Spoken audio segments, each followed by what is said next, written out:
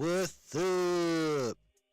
Welcome to the Wednesday night stream, y'all. Glad to see you. I'm glad to be here. We got some fun stuff to talk about. Oh my God. It's going to be a good time. We got the some alleged doomsday plot leaks. I kind of glanced at them. They're interesting. So, and a couple other little tidbits. We'll talk some more about last night's episode of Daredevil and, you know, how we feel about the series as a whole. Did it come from a whole? You know, our opinions on that. And just a just a little smidgy Star Wars casting news. So, this is what we always do when we're about to do this shit. We fill our cup. We light our smoke. We sit back. We relax. Do you know why? Here's why. 'Cause it's time to get nerdy.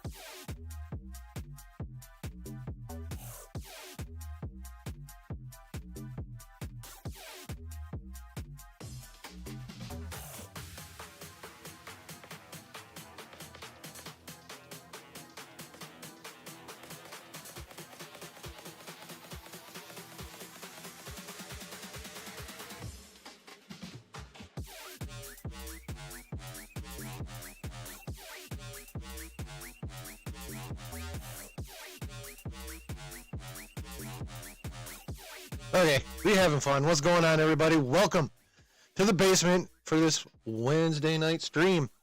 Hope you guys are doing well. Hope you had a good day today between last night's Daredevil Born Again finale and now this here stream. Thank you all for being here. Holy shit, look at y'all. Spicy Dan, Brutal, what's up? Icarus, Delta Dan, Mr. Anderson. Mr. Anderson, thank you for coming by, man. Delta Dan, how are we? Brooke, how are we all doing? We doing pretty good? I hope we're doing pretty good. Okay.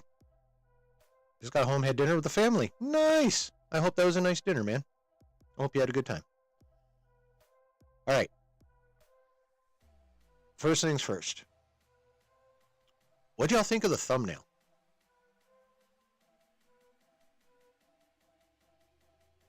Like, honest opinion, what do y'all think of the thumbnail? Because I finally figured out how to talk to the free generative AI on Adobe Express, and I made that background with that. And like Mrs. Chillin agrees, we think that thumbnail is levels above what I've been putting out. So, do you guys agree with us? Is basically what I'm trying to say. That's what I'm trying to ask. That's all I want to know. Oh, thanks, Brutal. And Brooke, appreciate you.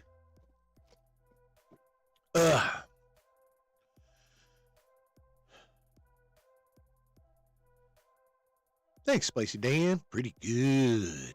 Delta Dan, thank you. Good. Yeah, I'm gonna play around with just background images for a while, and then I'll probably start trying to add in lettering. Get some variation going on with the feel and the shape and the look of the text as well. If I can get both of them going, then the only thing I'll have to do is just like add a logo I downloaded from somewhere. It'd be tweet. AI images are tight. What's up, C-Dub? Oh, thank you, Brooke. Brooke was kind enough to toss the Discord link into the chat. If y'all haven't hopped in the old Discord, please do so. It's not like, it's nowhere near tower levels of busy, but, you know, people pop some interesting shit in there every once in a while, get a little chit-chat going. It's cool. Very laid back. You're kind of thinking about what you want Doctor Doom's new armor to look like in Doomsday. I would me personally,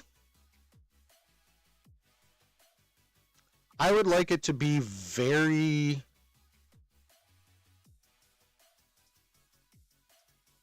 close to which era of Doom?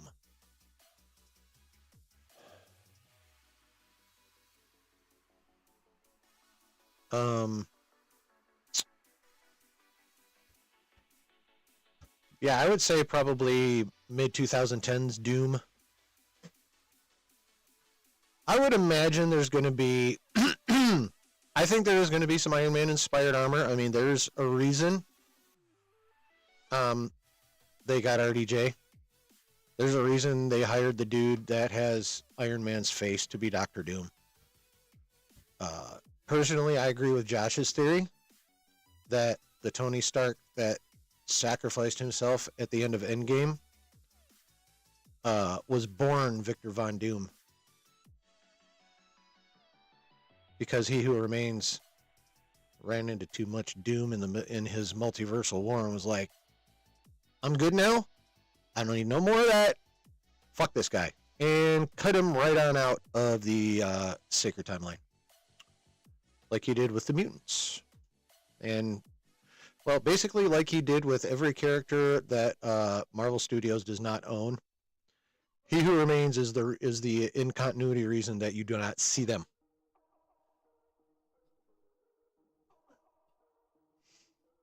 So,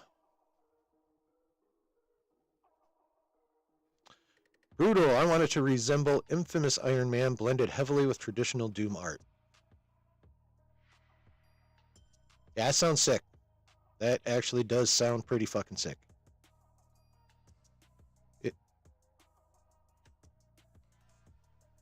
So.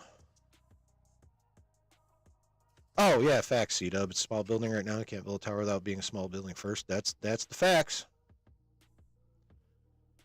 That's the facts. It can start, well, I mean... I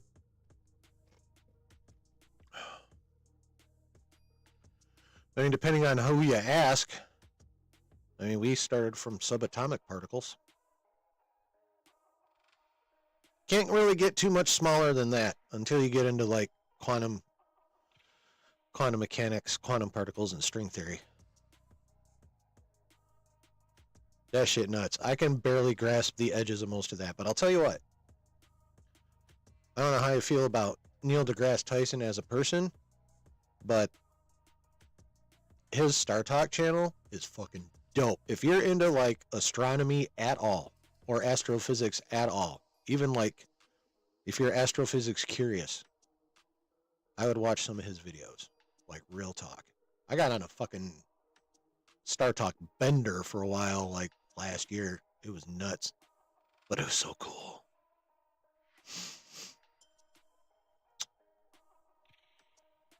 It would really visually tie Tony and Victor together, very much so.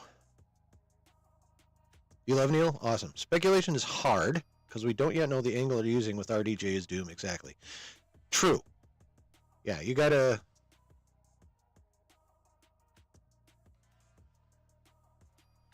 oh, y'all know Star Talk. Fuck yeah!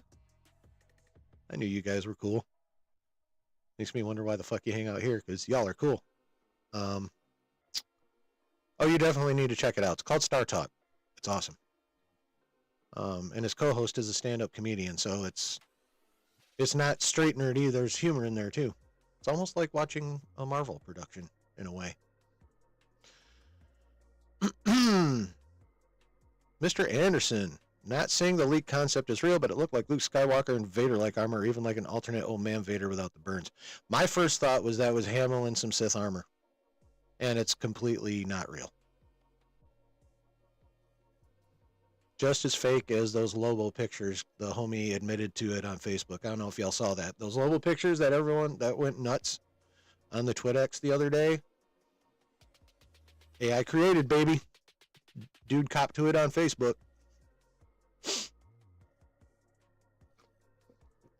Delta Dan knows the Star Talk too. Yeah. There's a reason we all hang out together, and that's just one more. Or there are reasons. Excuse me. Sorry about that. I now do for a living, in case any of you weren't aware. My day job, I sit at a computer and talk to people.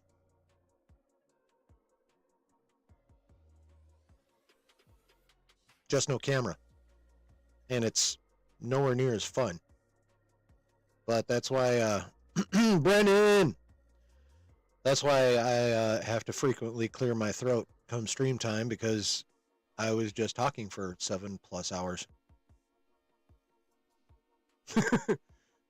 Sitting at a computer. With headphones on, but they have a speaker. Like literally, add a speaker to this so it looks like kind of like a gamer headset. This is what I do. And then I talk to patients. I schedule appointments. I submit refill requests.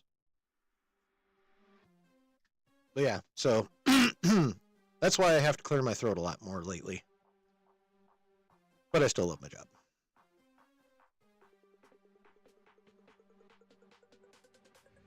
Brutal. Whenever the leak makes Star Wars or others look like they know what we want, 90% chance it's fake. I mean, I really can't argue with that. Yeah. We can do one. Delta Dan. Besides, it might help clear my fucking throat anyway.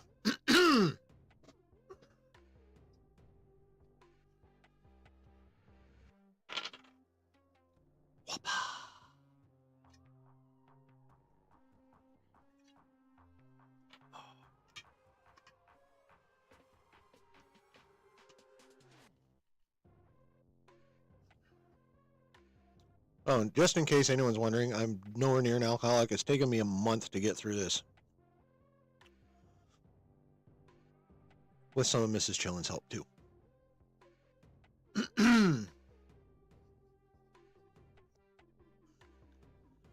What's up, Scotty? How you doing, man?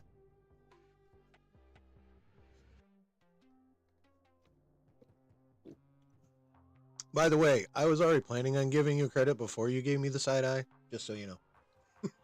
Said I was already planning on giving you credit before you side-eyed me.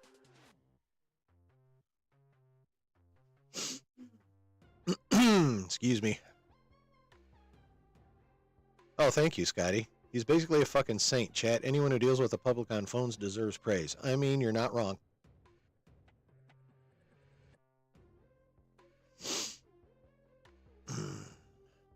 You too, Brutal? Aw, damn. Aw, damn. Mr.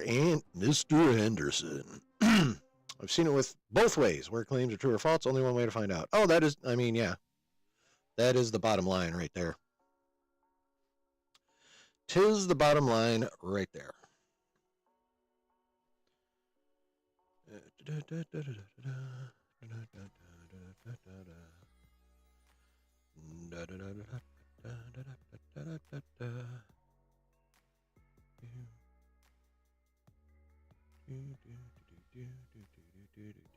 The fuck was that? Oh, they had that. Okay. Where is the one I want? One I want. One I want. Where the fuck is the one I want? Ah, there we go.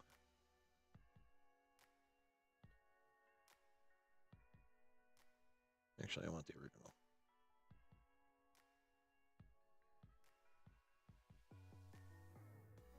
Where'd you put it, you fuck?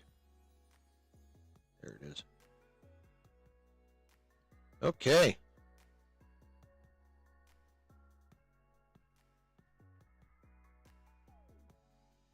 No one thinks I chilling will let you know if you start wiling out. Oh, I appreciate that. County servant in your case? Oh, Jesus. That's even worse, bro.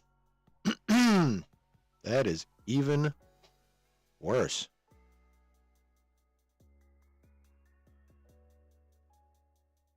Even worse. Okay, we are going to begin with the part that most of us would only have mild interest in or probably don't even give a fuck about at all, but here we go. Y'all remember that Sean Levy movie that supposedly has Ryan Gosling in it? Well, it looks like Disney Lucasfilm is going after recent Oscar winner Mikey Madison, star of the movie Anora. According to the Mr. Jeff Snyder, who, despite spending a vast majority of his time being a prick, also happens to be extremely good at his job. You don't have to like him, but respect the fucking game, and he's got it. There's like him, Alex Perez, and those are independents. Like, obviously, some trades get the scoops, but, you know, the trades are the studio's mouthpieces, so, of course, they get, you know, they get told first, and they get the scoop. But, I gotta find that one. Get out of there.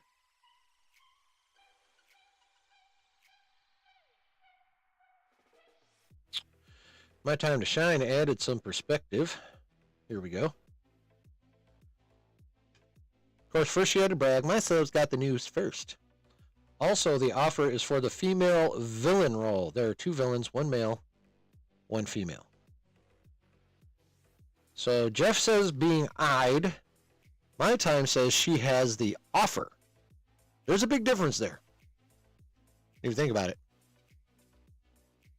Isn't it literally about a stripper, Delta Dan? You worked phones for 5 years with Comcast, worked your way up to corporate before they outsourced. Ah, damn. It was crazy when you switched to attack and how much nicer people are face to face. Oh, that's not a mystery. Half the people, like 98% of the people that start shit on Twitter wouldn't start that shit face to face with motherfuckers. So, yeah. There are no potential plot leaks at this point, Brooke.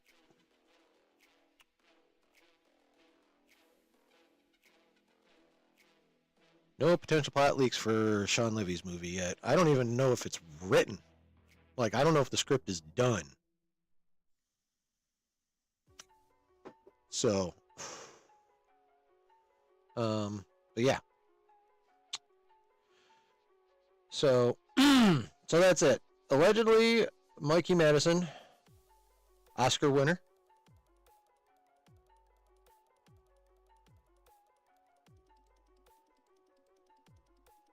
is being eyed at a minimum, or actually, Lucasfilm has said, handed her a piece of paper and said, here's the offer.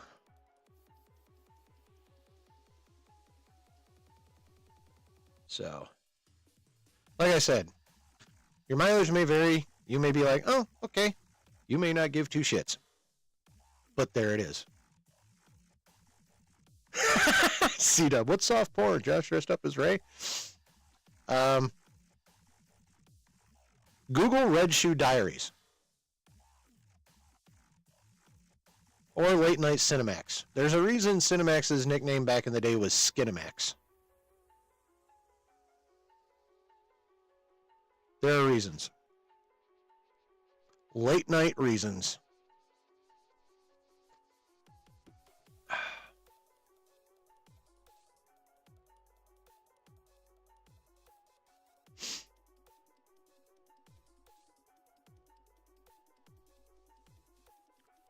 Brennan, I heard they're looking to cast a 15-year-old boy for the Levy movie as well.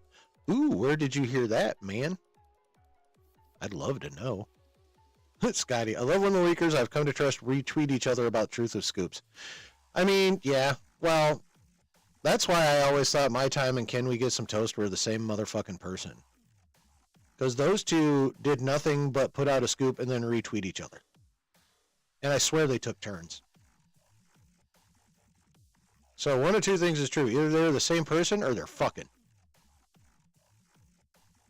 Or at least were until Feige nuked the Reddit and Can We Get Some Toast ran away. And now it's purely behind a paywall. as far as I know.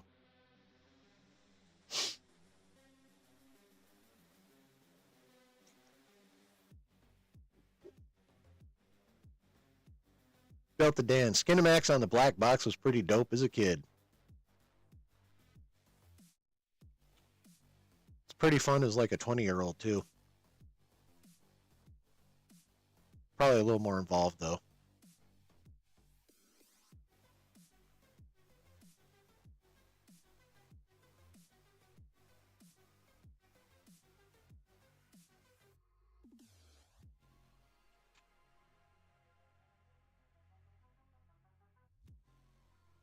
More of this kind of action.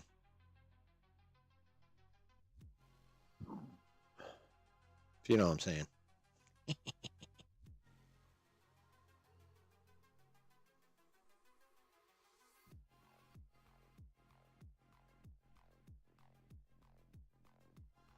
This guy, Dad always knew a guy who knew a guy that could get the free channels.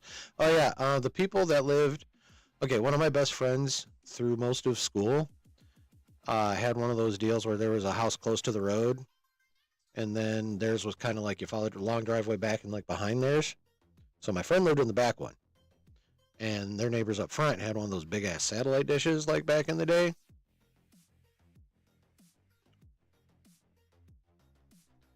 There might have been snow on the TV, but it didn't cover everything. You know? Schneider was on with Roca and Mike. Oh, okay. On Harloff. All right. So that's what. So what? Who said that? Schneider did? On the show? You said they were looking at casting a 15-year-old-ish person?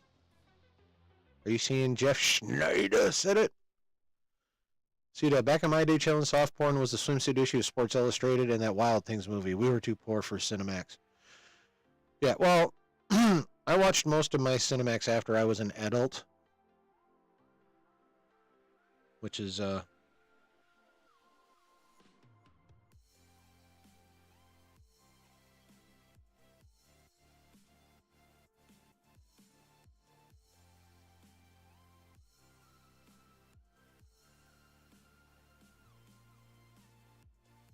which is where those come in. Oh, cool. All right. Like watching National Geographic for me? Oh, yeah. Topless African women in National Geographic magazines at the doctor's office.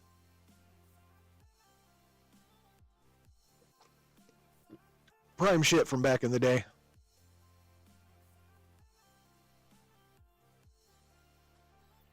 Go. All right.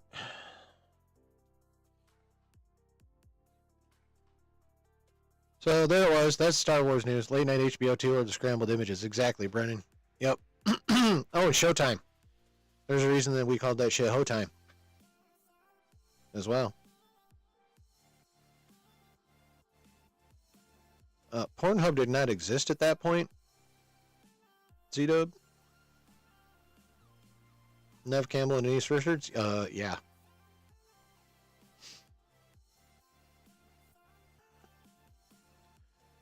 Cubby's at the dentist thanks to good old Nat Geo. Exactly, Brutal. Exactly. Y'all know what's up. All right. So, yeah, man. National Geographics with the pictures from Africa when you're like 8, that's peak.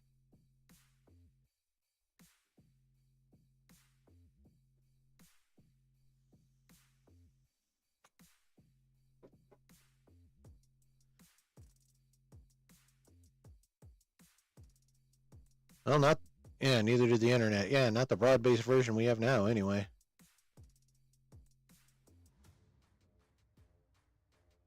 The government had lands for a while. No, it's not what it was today.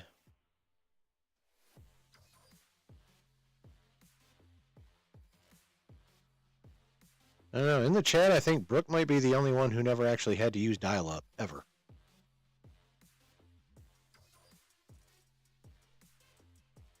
Pretty sure the rest of us remember that sound.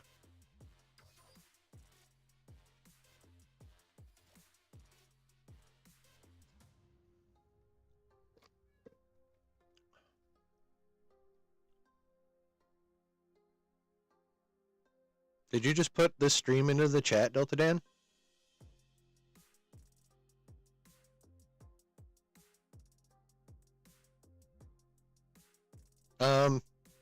Yes, C-Dub. That's one way of putting it. Oh, that's the, okay. Ooh, all right. Can I click that? I could click that. Yeah, I'll take Brennan's word for it. Ah, Brennan, I got a year on you. I'll be 50 in October. Exactly. Yep, Brooke. I barely know much about dial-up, just that it was a thing. Yeah, it was, yeah. You're making your kids experience it, Brutal? They're probably like, what's this crap? My phone is faster than this.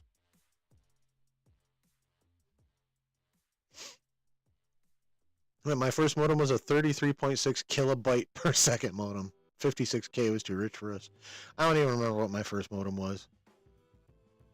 You hear that 33 dialing? Yeah. Oh, God, dial up. 800 number for AOL. You've got mail. And then they made a movie about it, starring Tom Hanks and Meg Ryan.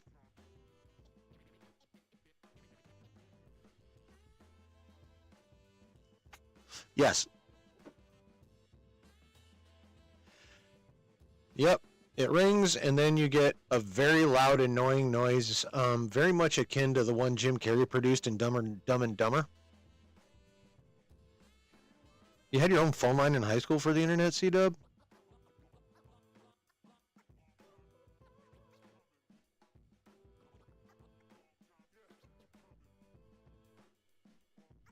Your dad always made it so if someone called, it would kick you off AOL, right? Cassette tape and a VCR are also part of this course I've prepared for my kids. They're going to be better educated than most kids, at least in that respect. I don't know what the schools are like around your place, but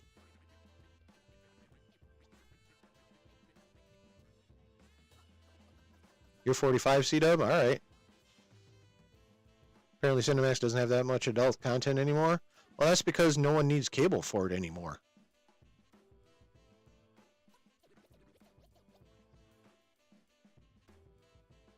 The hub in one hand and myself in the other. You don't need fucking cable.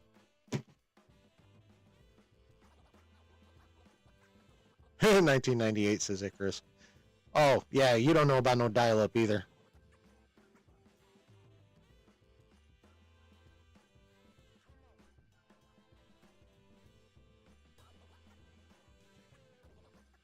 Yeah. Got a girlfriend one county away, and my parent... Oh, your parents made you guys break up because of long-distance charges? Oh, my God. Oh, you know dial-up? Okay. Commodore 64, Apple IIe.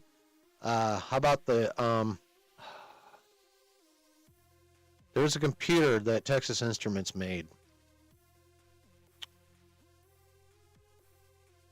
But they also made the graphing calculator I used in high school. So I'm not sure if I'm remembering the model of the computer or the model of the calculator when I can remember the name associated with Texas Instruments. I feel like the computer was the TI-95. C-Dub, you might know. TI-95, was that a computer or is that the fucking calculator? Prodigy and Netscape, yes. Netscape. Graduated in 98, rocking dial-up internet in 94. First game was Doom, 15 floppy disks. Yeah, I remember when Doom came out. That came out my freshman year of college, if I remember right. Also, Wolfenstein 3D. It was the calculator? God damn it. I knew you'd know, though, bro. I knew you'd know.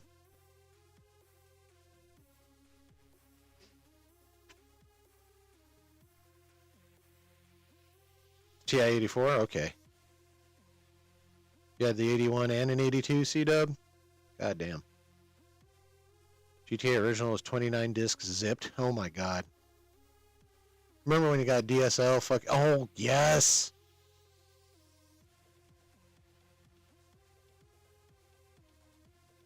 Yep, DSL. I remember when I forgot the first cable modem. I illegally downloaded so much music when I got the cable modem. It was ridiculous. I had an external hard drive just to hold the fucking music. And then, of course, the hard drive burned out and I lost it all.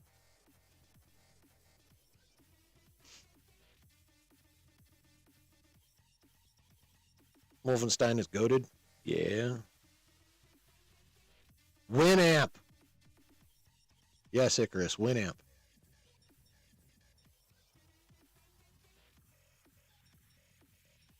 When it came torrent time, I used Azarus for the receiving program. Dude, the day DSL happened, I called everyone while playing Diablo 1 online. That's awesome. Yeah, Winamp. I used Azarus. I don't know if y'all heard of that one. When torrents like really started becoming a thing, that's how I got all my music. I never really downloaded movies by torrents. It was I downloaded the fuck out of some music, though.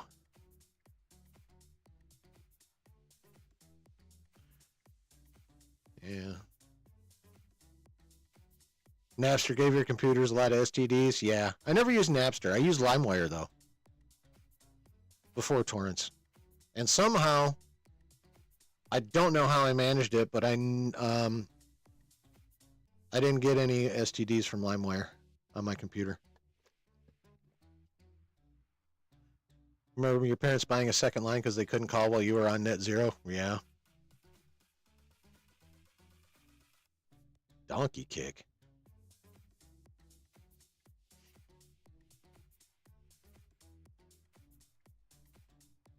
Yep, Pirate Bay. There's a couple of them. For music, I used Kazaa. Yep. There was another one. There was like 3 or 4 of them I used.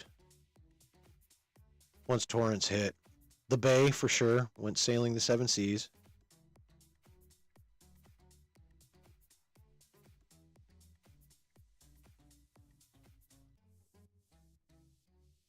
Not that I can recall, Icarus.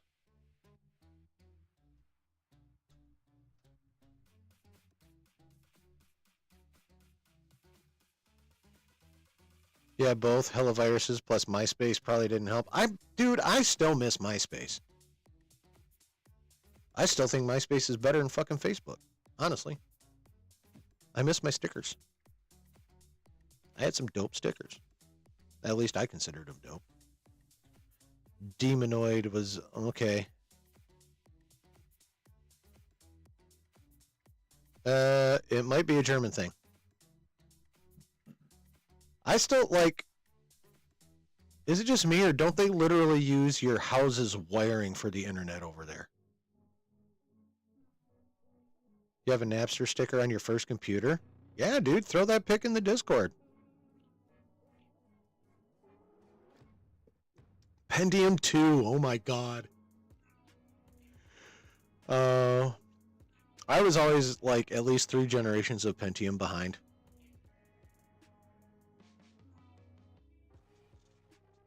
Probably like 5 or 6 at this point. I don't even remember the specs on my computer, honestly. It's working, so I'm happy. Use the TV cable for internet. Other people use the telephone cable for DSL. Well, yeah. I have well,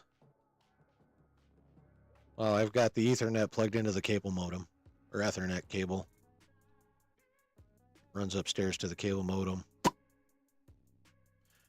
There is no Wi-Fi in this tower. I have to hardline it. I have no choice. Not that I'd want to use Wi-Fi in the tower anyway. I honestly was kind of... I was happy when I was able to... When I was required to Ethernet. Wi-Fi is just too wonky. Sometimes. Some people also have fiber to the house. Yes. Yeah, right now none of the cable companies are offering the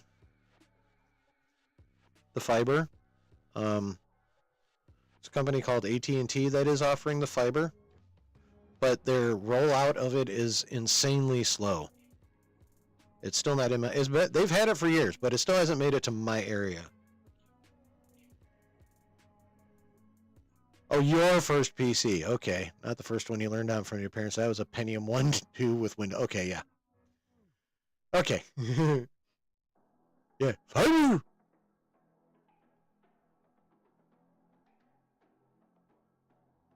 Yeah, I'm just waiting for fiber. I want fiber so bad. Used to play competitive Counter-Strike and StarCraft on 56K. When DSL came in my area, I leveled up. Pause.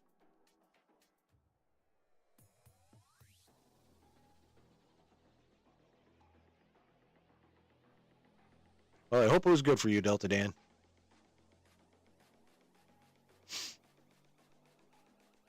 Windows 3.1 gives me trauma, says Brutal the Bear. That's fucking great. You guys want to talk about some Daredevil? Get some shit off your chest since the show is over?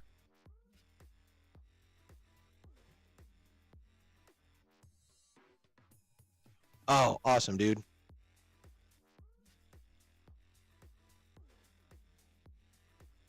Damn. Oh, fucking ton of you techies.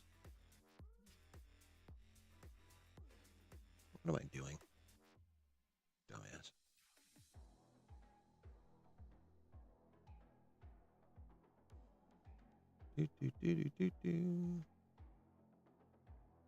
Installing update. Oh, there we go. Come on, motherfucker, come on. Come on, motherfucker, come on.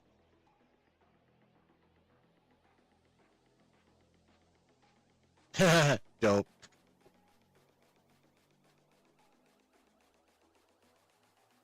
Oh, a perfect circle. Oh, it's a gateway. Amazing. Ah, yes, the TDK drive, 3 1/4 drive, and the CD-ROM drive. Nice. Very nice. Yeah, I see that. Here's a little cow square, cow cube. Milk it.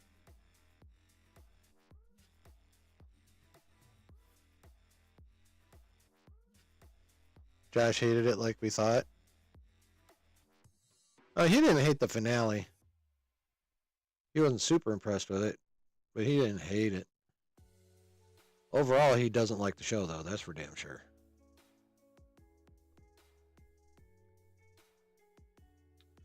Yeah, it's for damn sure. Now, I overall enjoyed the show. Oh, what the fuck. There we go. Zip drive and an A drive floppy. Yes, sir.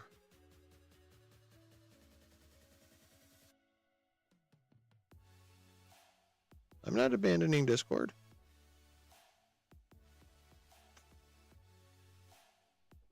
Oh, brutal. The laptop that I had when I started streaming was a gateway. Walmart brought it back. It's a Walmart-owned brand now. Oh. Okay. But yeah, no, gateway, right, babe? Love. Heather. Earth to my wife. Come in, wife. Are you ignoring me? Oh, there you go. I've been trying to get your attention for like 30 seconds.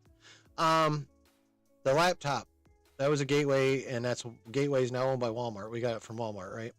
Yeah, okay. Thank you. Yep, Walmart brought gateway back.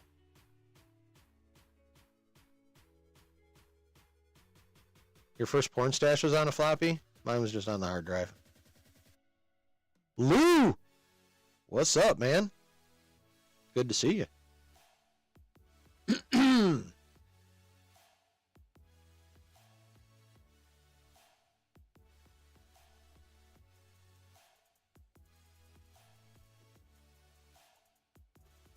Good to see you.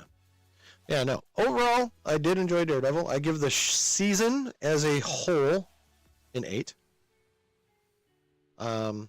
That's me. I know there are those of you who did not like it that much. I know there are those who did not like it hardly at all. So, you know, it is what it is, which is a shame. Because It definitely could have been better. I will be the first to say that. It could have been better. There are things I would have not bothered with in there. C-dub. My first porn was on VHS, then my parents found it, so I figured out how to put it on floppy. 8th grade was tight. Nice. Oh, you had to ban in the tower Discord, Brennan? Is that what you're talking about?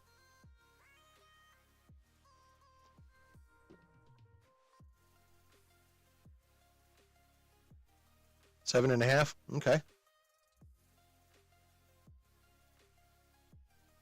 What's my fan theories on who is on the missing Doomsday cast?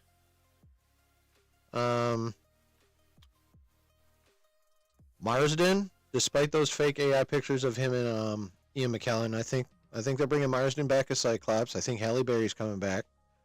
Basically, we are going to get all the Fox X-Men one way or the other. Like, I don't care what they say in public. I'm 90% sure all of them. Evans will be back. Basically, the missing Fox X-Men and the missing Avengers. I'm 90% sure those are definitely some of the missing names. Yeah. The missing Fox X-Men and the missing Avengers probably comprises most of it.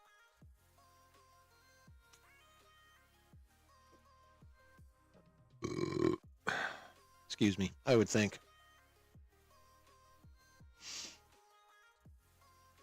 Was Marsden a I don't think Marsden was a chair. Was Marsden a chair? Oh, Marsden was a chair? Okay. Well then, Famke Janssen then, Jean Grey, Halle Berry.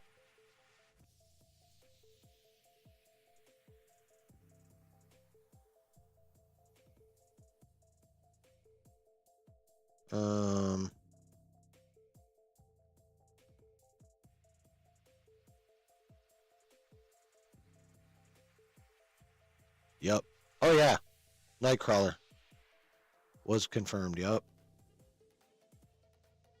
Yeah, original Mystique. Yeah, Rebecca Romijn. She still looked good too.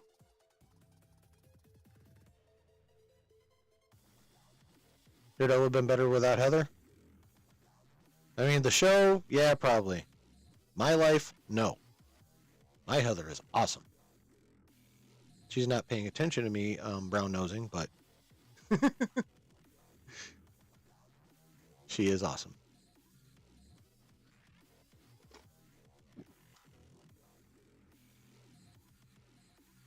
But yeah, they did not write her that well at all. And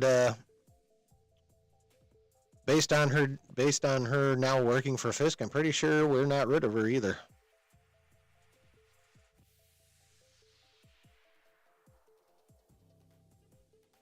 Although I anticipate Matt's probably about to be very single. I'm not saying she don't look good, Delta Dan.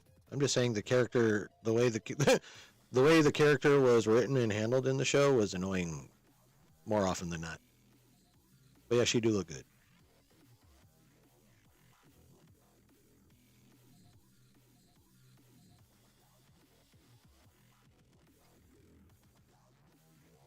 Mr. Anderson, talking about Jean, my fan matchup is Jean versus Wanda, with either one being good or bad, Phoenix or Scarlet Witch. Yeah, that would be dope. And could actually possibly happen. Brutal, look, I don't give a fuck. Give me Fox, X-Men, MCU, everyone, and Sony select few all in Doomsday and make them lose. I'm in, take my money. Anything less, cancel it. I don't know if you're going to get any Sony besides Tom Hardy. Maybe Michael Keaton.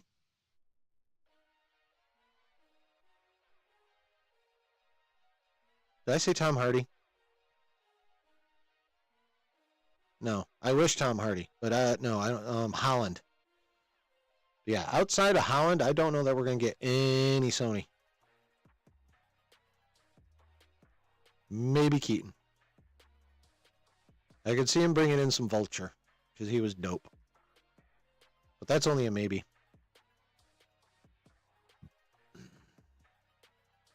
If it's a quick battle like Thanos or Strange, it would be fucking awesome. I mean, I'm not disagreeing with you. Not at all. Oh yeah, seeing Karen come back was great. Delta talking about chilling wife like that. I mean, he wasn't, but even if he was, he ain't wrong.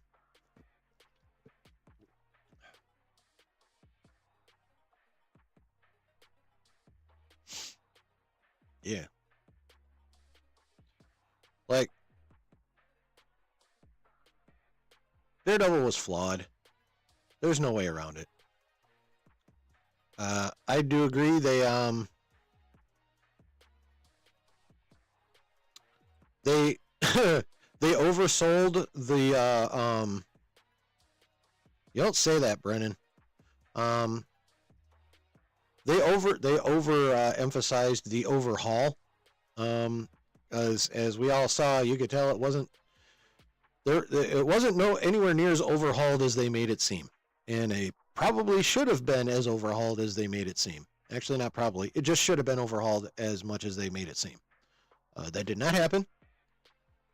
And the show did suffer for it to varying degrees based on people's opinions.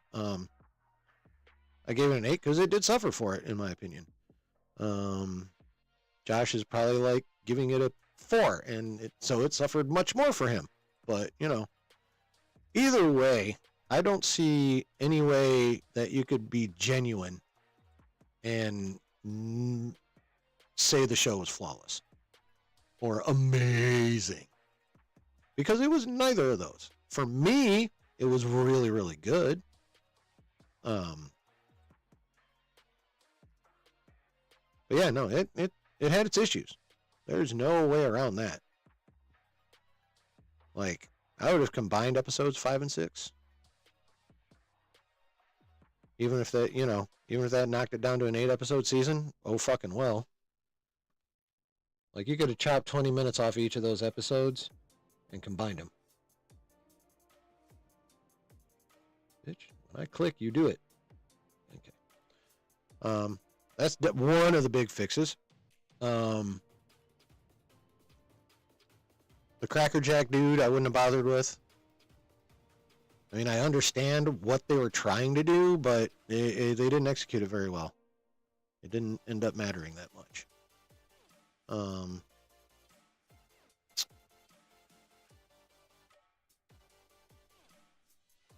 I would have chopped out probably 20 or so % of everyone getting into their feelings.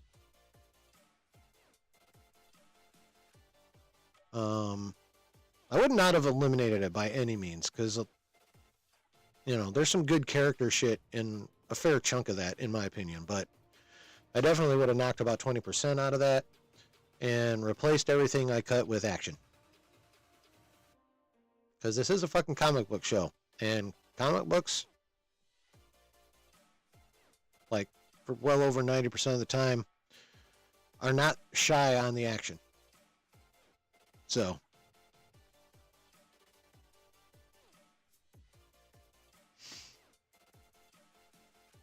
C-Dub way oversold the overhaul. They definitely fucked with us with the convenient set leaks featuring Karen, plus the bait and switch trailers with Punisher, Karen, and Foggy. Yeah, definitely more Punisher was needed. More Karen was needed. More Muse was needed. You're right. There was so much more they could have done with that motherfucker. Holy. Yeah. Muse was underused. Fiddle Faddle? It might have been Fiddle Faddle. What's up, Travis?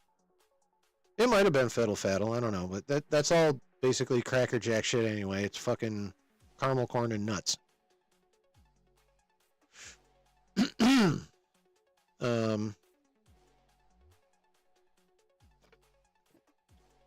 Yeah, that was... I'm trying to decide a comparable waste of character that we've seen in Marvel before.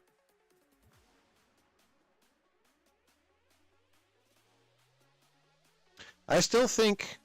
I guess he was not amused. Oh, ha ha ha, Icarus. Brutal. I'm of two minds on Daredevil, but I won't say I didn't like it or any of the episodes. Just like every Marvel movie or show, I always like something, if not everything, except Secret Invasion. That was L. I mean, I can always find nuggets in stuff, like even in Secret Invasion. But I have to say, like, one of my favorite moments was Talkie Talkie. It was when Samuel L. and Talos were on the train. The conversation they had on the train.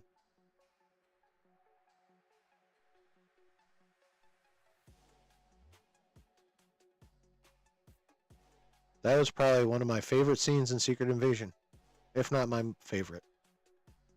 So yeah, you can,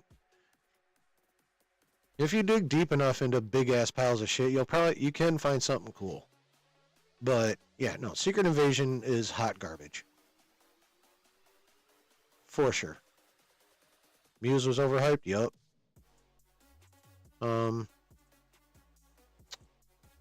They definitely wasted Gore. I can't decide if Christian Bale was wasted more or Muse was.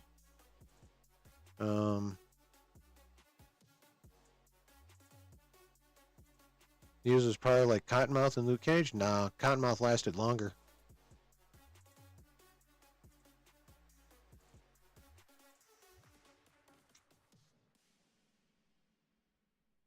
I mean, if you think about it, the way Quantumania ended, okay, they may not have wasted every version of Kang, because He Who Remains was fucking dope. Victor Timely sucked, and they really hosed the Conqueror in Quantumania. So, you can call, I would say Victor Timely and Kang the Conqueror were wasted characters. He Who Remains, not. Just want to move on ASAP to the next season. Hope we forget this one.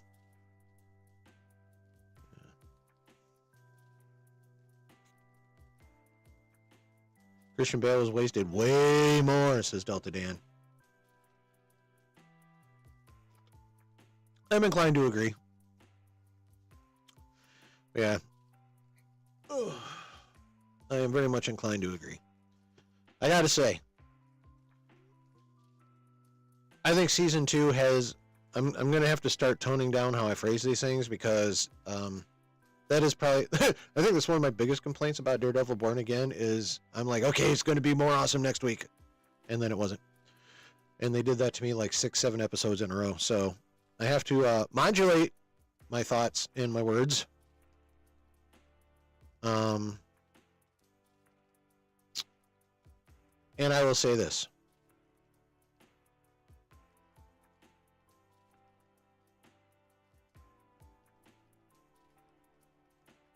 I have a feeling, and this is just based off the set photos and speculation based on outfits in those photos. I have a feeling that season 2 is going to be much better than season 1. For a couple reasons. One, like the first 15-20 minutes or whatever it was of episode 1, and then all of episodes 8 and 9 were all original to Daredevil season 1. So if you think about episodes 8 and 9, more so 9, although I enjoyed it, the pace, if you want to think about episode 8, while not as good as 9, think about the pacing of it compared to episodes 2 through 7. And think about the pacing of episode 9 as well as all the rest of the dope shit in there. Quicksilver was wasted? Yeah. I wouldn't consider saving people going out like a chump, Brennan. I mean, could it have been more dramatic than it was? Yes. But I wouldn't call eating a Gatling gun full of bullets being a chump. Voluntarily.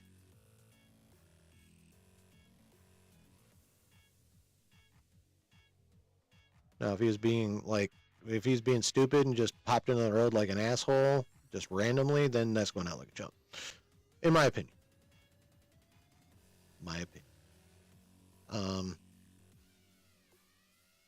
But yeah, so like episodes 8 and 9 in the first 20 minutes of season 1, season 2 is going to be completely done by the current staff of Daredevil Born Again, rather than that Frankenstein shit they tried to do with the stuff they decided for whatever fucking reason to keep from the original version of the show. So between that and how dope the leaked set photos from season 2 look, I think we're in for a much better time. I think more people will be like, okay, this is what this shit should be. Not the saving shouldn't be faster than the book. Well, if he was trying to avoid them, he could have. Yes, I agree with that. He probably is actually faster than the bullets when he wants to avoid them. But he was purposefully not avoiding them. Still blows your mind we had 2 Quicksilvers on screen within a short period of time. Oh yeah, the Marvel one and the Fox one? Mm-hmm.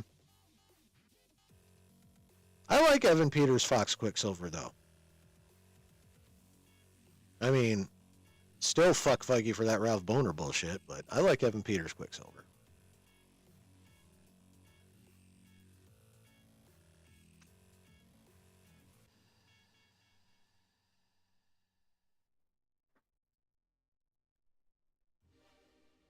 If season 2 of Daredevil Born Again is like season 1, especially with the level of brutality displayed by Fisk, then season 2 should be a success, says Brooke.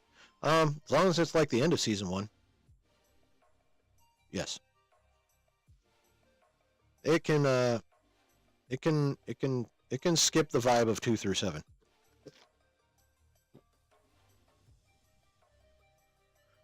Yes, we need more costume, more punchy, kicky, shooty, stabby, stabby. And when we do get to the talkie, it just make it intense and relevant.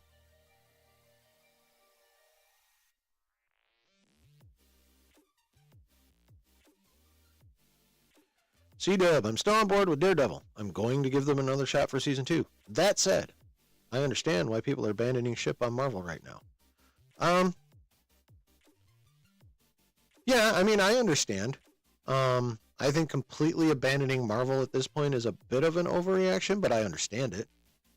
I still think abandoning Star Wars is much more justified than abandoning Marvel right now. Now, depending on how the next 4 movies go, I might end up on the fuck Marvel train. Like, yeah. Yeah, I'll probably be like, yeah, if y'all ain't taking a break and figuring that shit out, I'm going on break. And then I'm hoping, if that happens, that Gunn at least is doing a good job with what he puts on the screen, because he's still a shit-ass executive. I'm sorry, but he is.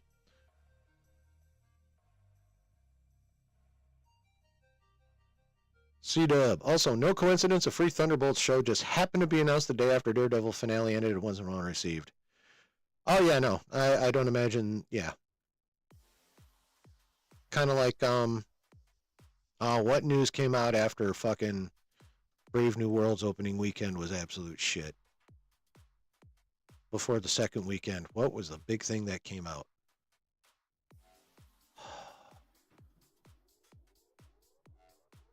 There was some kind of big Marvel news or something that came out between the opening weekend and the second weekend of Brave New World, but I cannot fucking remember what it is.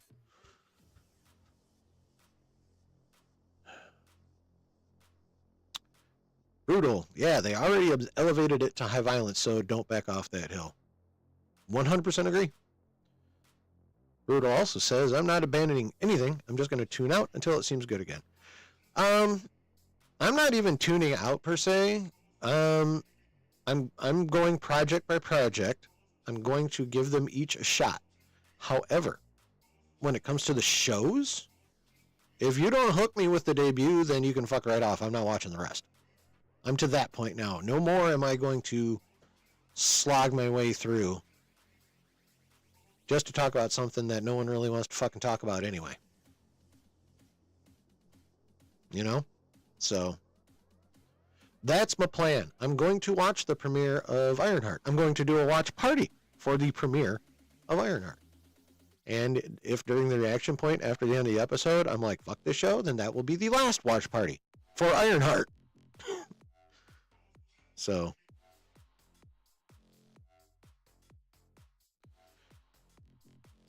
Travis says, one non-MCU waste when Sam Elliott's Ghost Rider uses up his last ride to look cool alongside Nick Cage instead of waiting until the final battle and actually helping.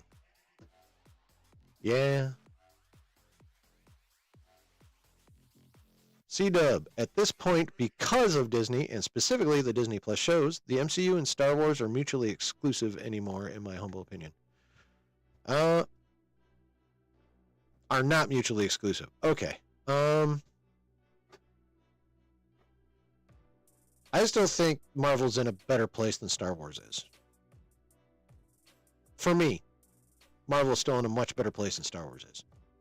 I mean, they're definitely on the downturn. There's no fucking arguing that. But, like, Star Wars is cooked.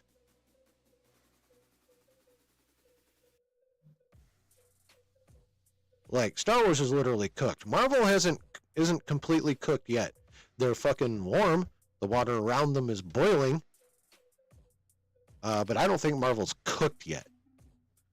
Now, they could very well be cooked within the next 2 years. Like, if the next 2 years go the way the last 3 have gone, then yeah, Marvel's definitely cooked. But I don't think they're as far gone as Star Wars is yet. They're on the path. They're not super far behind, but they're not there yet. For me.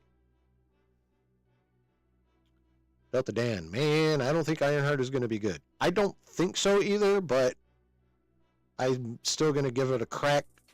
Because, let's face it, who amongst us, honestly, thought Agatha was going to be good, much less that good? I didn't. So, I'm hoping for another miracle with Ironheart like we got with Agatha. But if we don't get it, the premiere is going to be the last fucking second or frame of that show that I watch. D Plus shows have done a lot of damage to both franchises, almost assuredly. But Marvel's advantage is it's at least had some dope movies, while the Disney Plus shows have sucked. Star Wars for the last 5 years has had nothing but shitty Disney Plus shows. There's been no distraction whatsoever. Marvel's at least pulled off some, why the hell did that pop back up again? That's weird.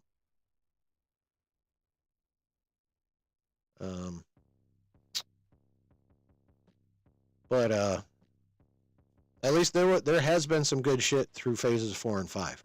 Loki. X-Men 97.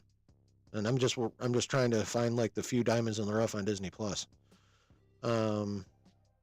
Agatha.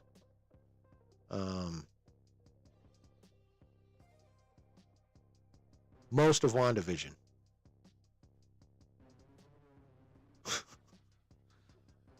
Yeah, I mean Disney Plus has been a massive miss for both.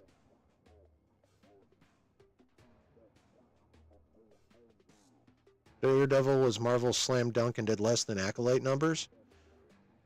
Well, it could have been their slam dunk if they'd actually done the overhaul they made it seem like they did.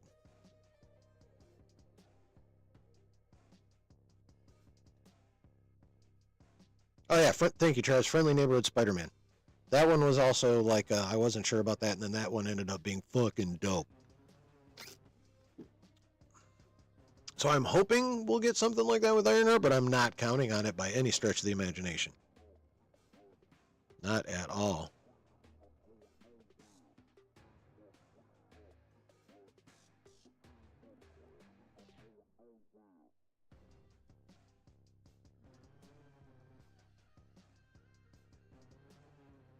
Ironheart is and will be a struggle bus? More than likely. I just did read your last comment. Don't worry about Thunderbolts, but there's reason to be concerned about Fantastic Four. In terms of what? Quality of the movie? Box office? Which aspect are you talking about, Brooke? Bren, I like the Hawkeye show. I liked most of the Disney Plus shows until the finale burned me. Griff! but it still did less than a random Star Wars show that no one watched. Oh, I know. In terms of quality, I don't think there's any reason to be worried about Fantastic Four in terms of quality either.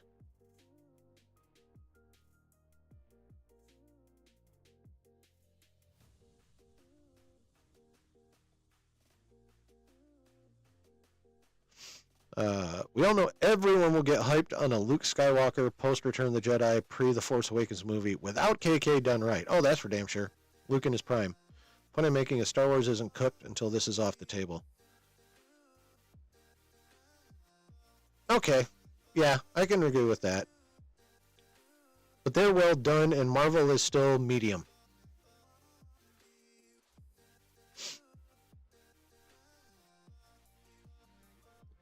Well, medium well.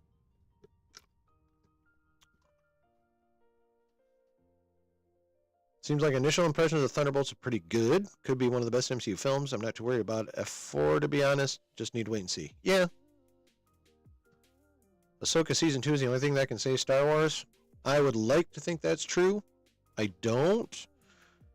The only thing that can save Star Wars is like 2 or 3 really good movies in a row. Maybe 4.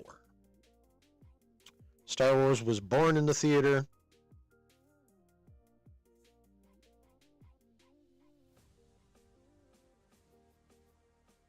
And it can only be revived fully in the theater.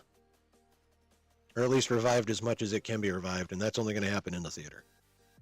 Speaking of Star Wars, check that video I sent you.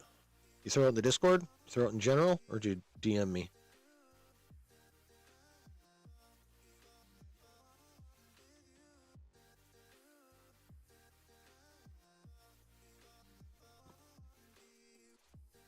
Animated shows. Yeah, but as much as we're enlightened enough to know that animated is not just cartoon, that it's a legit medium that can be highly entertaining for any age group. Problem is most people are not that enlightened. And to them, if it's animated, it's just a fucking cartoon and they don't give a shit.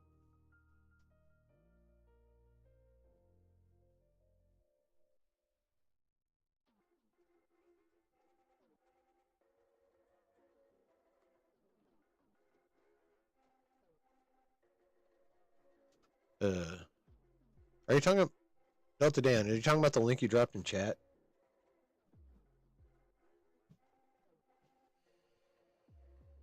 I said yesterday, new F4 trailer expected in 2 weeks. Yeah, a couple people were tweeting about that earlier. Animated is cheaper to make, so it's good enough if I like it and they keep making it. I mean, I'd be...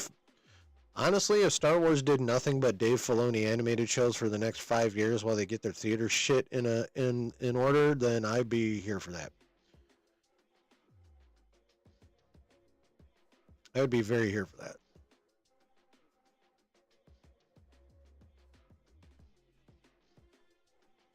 I'd be very here for that. Travis says, as someone who hasn't hated any Star Wars show, I think the shows should stay animated and the movies should be live action. Animated can cross into live action, but they should be separate. I mean, there's nothing wrong with having a live action show. They just got to not fuck it up anymore. Like they did good with the first 2 seasons of Mando. Then it started to fall off from there, but they did good with the first 2 seasons of Mando.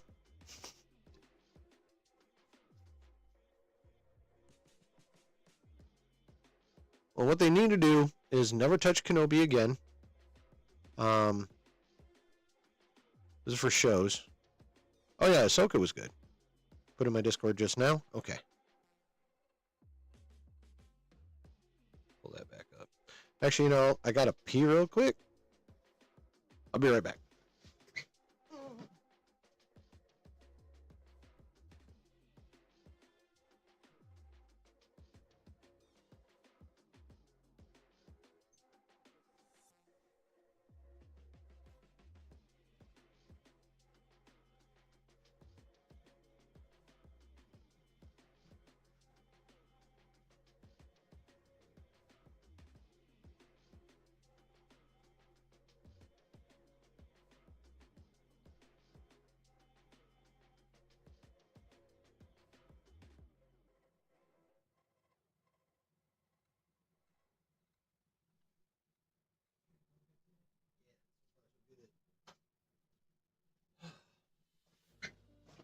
Woo, so much easier to think now. Okay.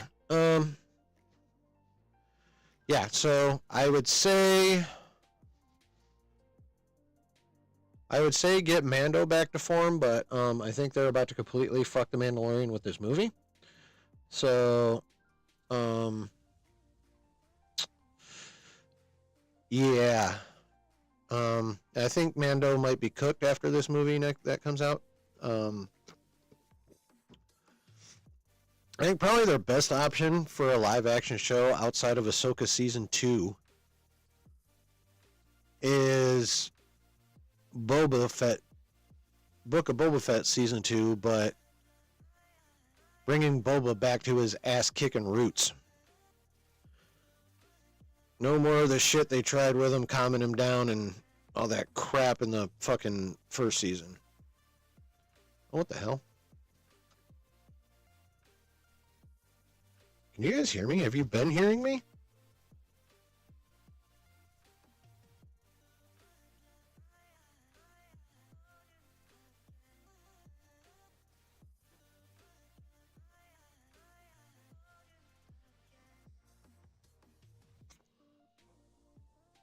Oh, that Doom image is very much not real, Travis. You can hear me? Okay. It's weird because I just noticed somehow,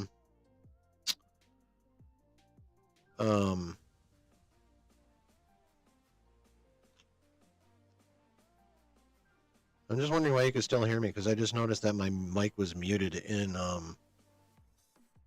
in Streamlabs. That's so wild. I need a new soundboard.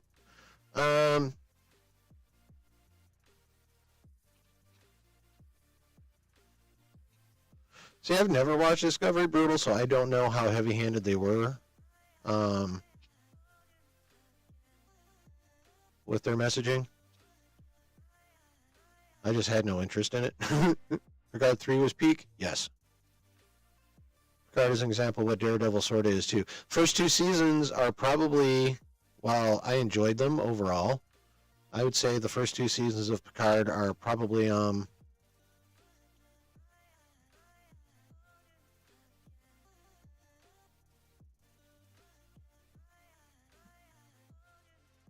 probably analogous to what the original form of Daredevil was. Check link before I get off Star Wars? Yeah, okay, I will. Travis says, the key to bringing Boba back to his roots. Kill Fennec Shand and bring back Mace Windu. No, you do not fuck with Fennec. Actually, you don't fuck with, like, just the actress in general. I don't know why I can't remember her fucking name right now. Jesus Christ. But yeah. She badass. Ming-Na Wen. You don't fuck with Ming-Na Wen, goddammit. You leave Fennec alone. Make him angry over the loss of his girlfriend, but have to set aside his anger to help Mace. To help save Mace. Nah.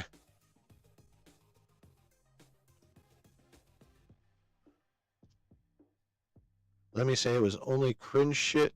It was the only cringe shit, but they nailed so much other stuff right. Okay. C-Dub says, in steak terminology, Star Wars went from perfectly cooked medium rare A5 Kobe Wagyu ribeye to an overcooked under-seasoned steak at Applebee's. Yeah, my mic sounds fuzzy now and it didn't before? What the fuck? Okay, so does this sound better? You can hear me? Because right now I'm muted in Streamlabs.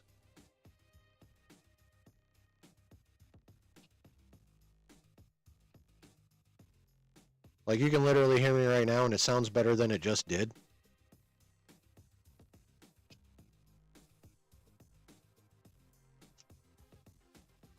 So I have never been muted even when I thought I was muted. Yeah, I love me some Ming-Na Wen. And does it sound better than it did before?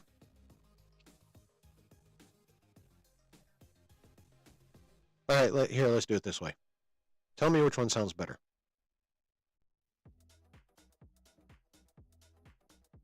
Mic quality number 1. Mic quality number 1. Mic quality number 2. Mic quality number 2. Which one's better, 1 or 2?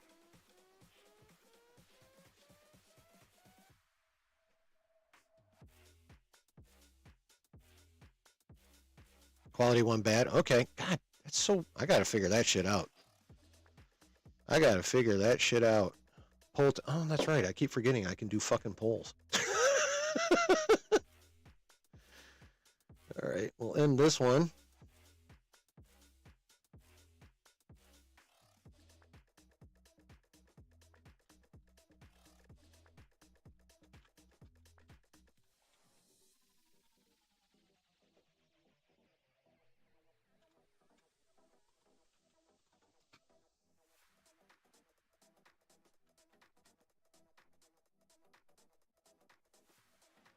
New poll. There you go. Make it official, y'all.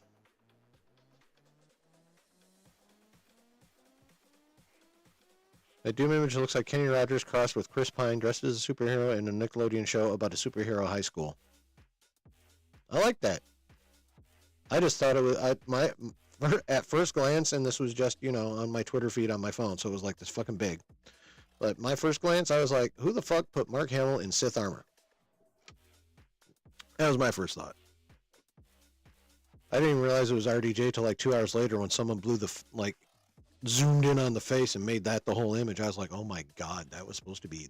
Yeah. All right. Nope, not that. Where'd it go? Where'd it go? There you are. Okay. Oops, where's my... Oh, perfect timing. Just about to start a new song. Okay. We're going to check out this this video with some more Star Wars news in it. I just saw it. 45:20. Okay.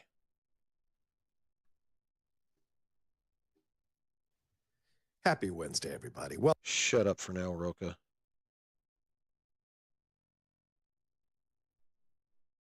All right. We'll let it go from there. Excited myself. I'm like, is this the co-lead with Sebastian Stan in one of the... The link to the Christian Harloff scoop is out, and I can now tell you. Yes? That Mikey Madison, Oscar winner Mikey Madison, has been offered a role in Sean Levy's Star Wars movie. Wow. Woo! That is the news, folks. Woo! Woo! So I can tell you a little bit about what's going on here. So right now, Sean Levy is casting the rest of the cast around Ryan Gosling. Yeah. The lead of this movie is a 15-year-old boy. Oh, so it's not Ryan Gosling. A 15-year-old boy is the lead of the movie. Interesting. Okay. Why? Because these movies are for kids. Right. That's why they make Star Wars movies. They make Star Wars movies for kids. So they're casting a 15. Okay. I'm pausing it there for one reason and one reason only. Even Jeff Snyder, one of the biggest non-nerd scoopers out there, who's proud to not be a nerd, even knows that George created Star Wars for kids.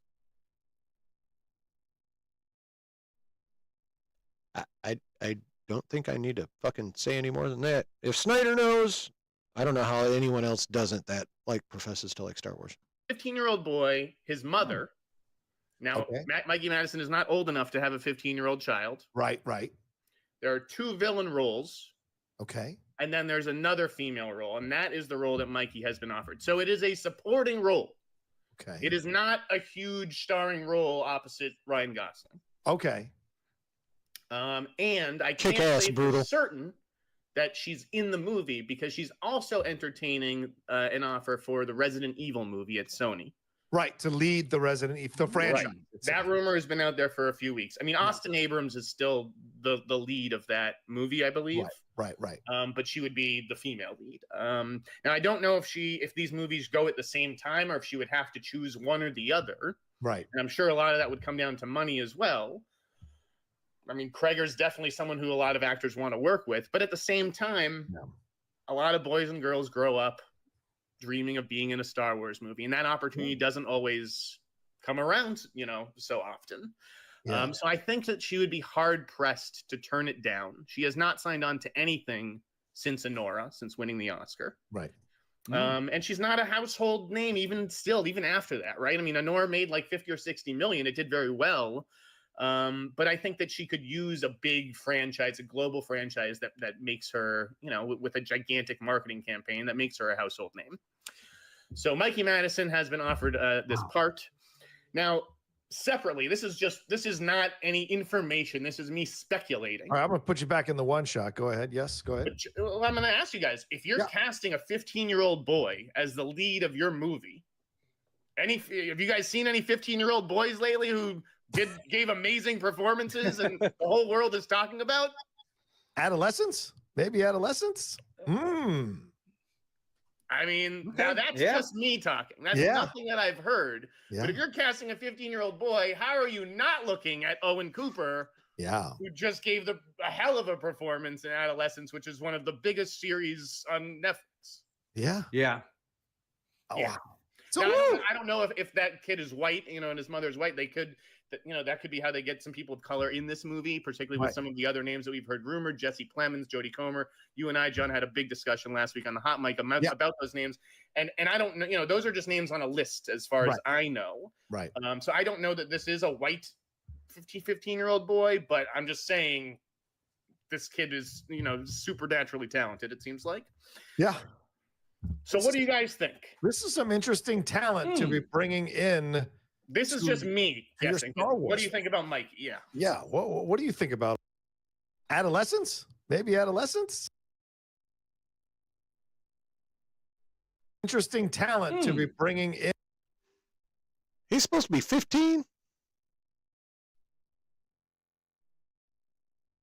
Actually, Delta Dan, that's possible. If I remember right, and this will answer your question too, Icarus. I think it's supposed to be like 10 years after.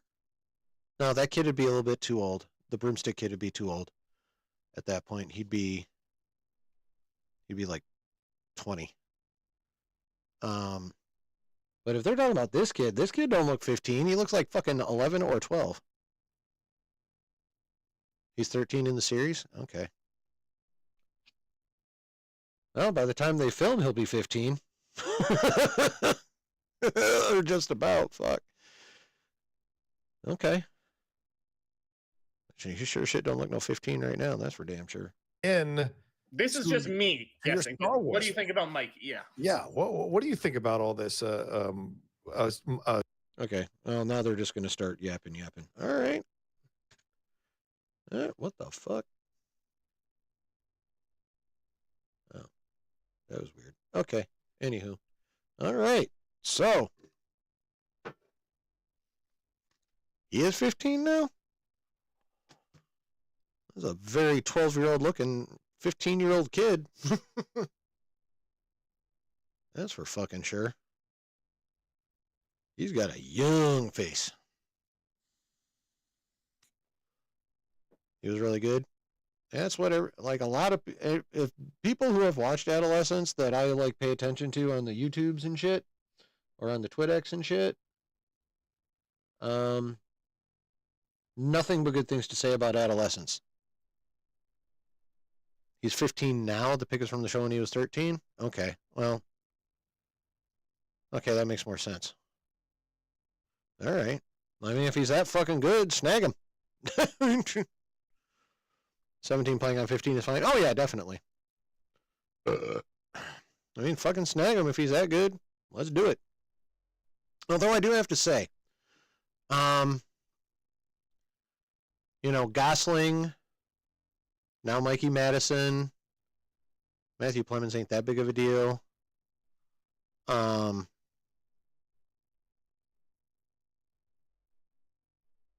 hell are you talking about, Daniel? Oh, have a good night, bro. Thanks for coming in, Daniel. Appreciate you. What was I about to say? Oh, yeah, it looks like, and I don't know if this is going to work, But it would appear to me that with the cast they're trying to put together for this Sean Levy movie is that I did hear that, Icarus. I actually saw something about that. Is that someone somewhere in there slobby? Oh shit! Have fun, bro.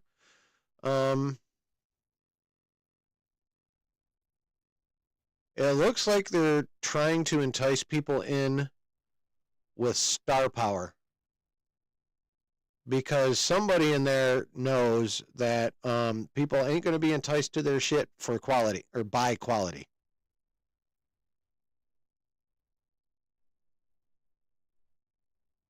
So they're trying star power. That's what it seems like to me. They're like, someone in there is like, yeah, we're pretty fucking cooked, and we need people that will go to the fucking movies. Who the hell knows if people are going to go see this fucking Mandalorian movie, or at least past the premiere weekend. We need some star power in this bitch. And then they landed Gosling. I'm pretty sure Gosling is official. And now they're going after an Oscar winner. So that's what that feels like to me.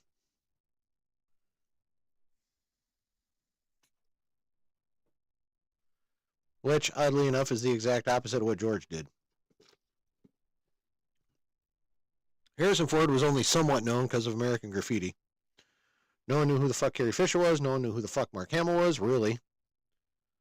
Like the only real veteran was Alec Guinness. And, well, no, I take that back. Alec Guinness, a veteran. Fucking Tarkin. What's his goddamn name? Peter Cushing. Definitely a veteran. But yeah, it was many more newcomers than veterans in the original Star Wars. So later in that video, Jeff says Gosling's going to Japan. Well, that doesn't surprise me. So obviously they're going to be talking about, if that's true, then they're definitely going to be talking about the Levy movie at least. They'll probably attempt to get more people to watch Andor, I would imagine. I don't know what the fuck else they'll talk about. Like, they literally have nothing else going. The Obeyed Chinoy Ray movie is still who the fuck knows. I don't even think they have a script for that yet. Mangold, I don't even know if he started working on the Dawn of the Jedi movie he's supposed to do. So, Celebration's this week? I thought it was next week. Is this week? Huh. All right. Well, hopefully they give us something to talk about on Saturday. Shit. But, yeah. Yep, seems to me someone there knows they can't cut it on quality anymore, so they're like, okay, we need stars. Whole lot more familiar faces these days, but way fewer aliens. Okay, yeah, that's fair. That's totally fair. That's totally fair. Well, Gosling is the closest thing we have. One is, basically an A-lister. Mikey Madison's an Oscar winner, so she's pretty much an A-lister now. So, well, we'll see how it goes. We'll see how it goes.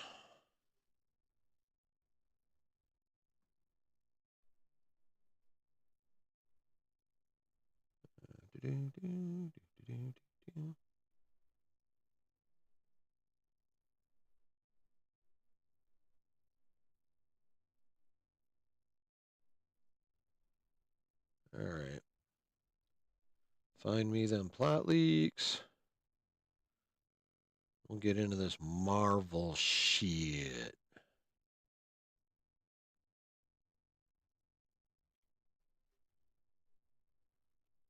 Get into this Marvel shit.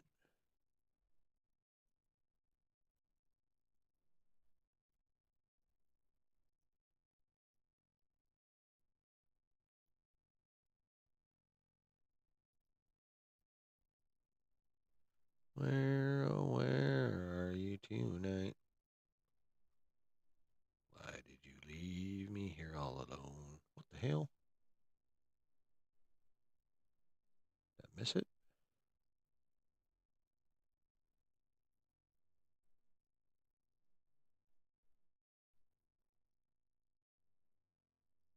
let's do it this way then.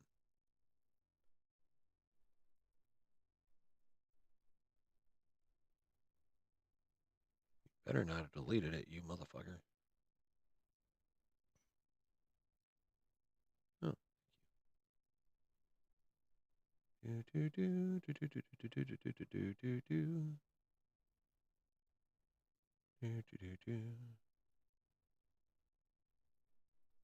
Oh, damn. I didn't know that. That's kind of a fun one.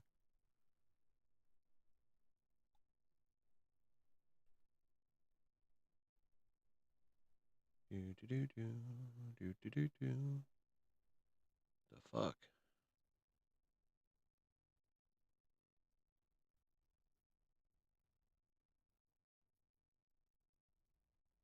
Okay, I think we're getting somewhere now. My apologies, folks. I thought I had it writ, and I did not. I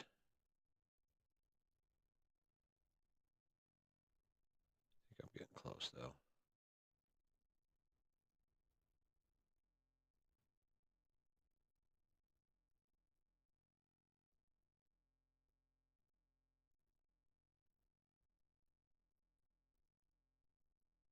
Okay, here we go.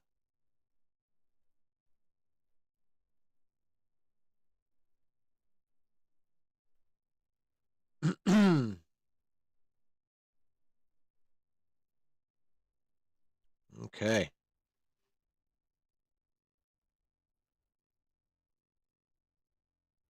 These become big stars through Star Wars. Yep. Is this week? Okay. Shit. I was off by a week.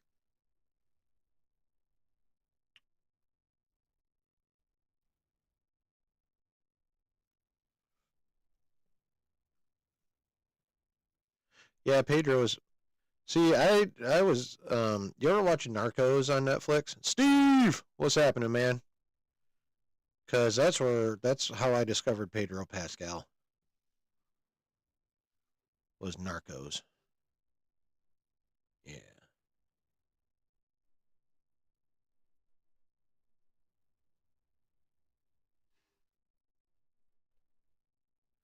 Okay.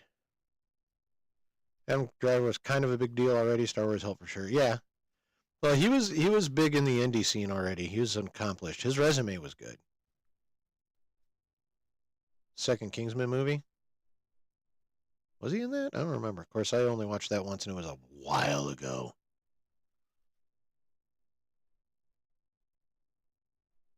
Yeah, isn't Narcos great, Delta Dan? Kiko, Kiko, Kiko, Kiko. Fucking with that homie, fucking with the dude at the end. Or Kika. Kika, Kika. Yeah. Okay. Official spoiler warning. Don't know for sure if any of this is going to end up being a spoiler, but we are about to go over the rumored plot points for Avengers Doomsday. So if any of this is at all true, spoiler warning. Spoiler warning. If you're here live, you don't want to know the shit. I appreciate you being here. Get the fuck out. If you're watching on the replay, you may as well stop that shit now if you don't want to know. And again, I appreciate you clicking on the video. I have seen none of Tyler Sheridan's work, Delta Dan. None of it.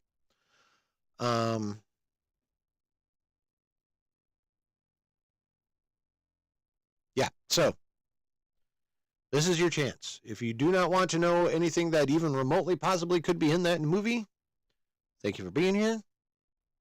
You're going to want to dip.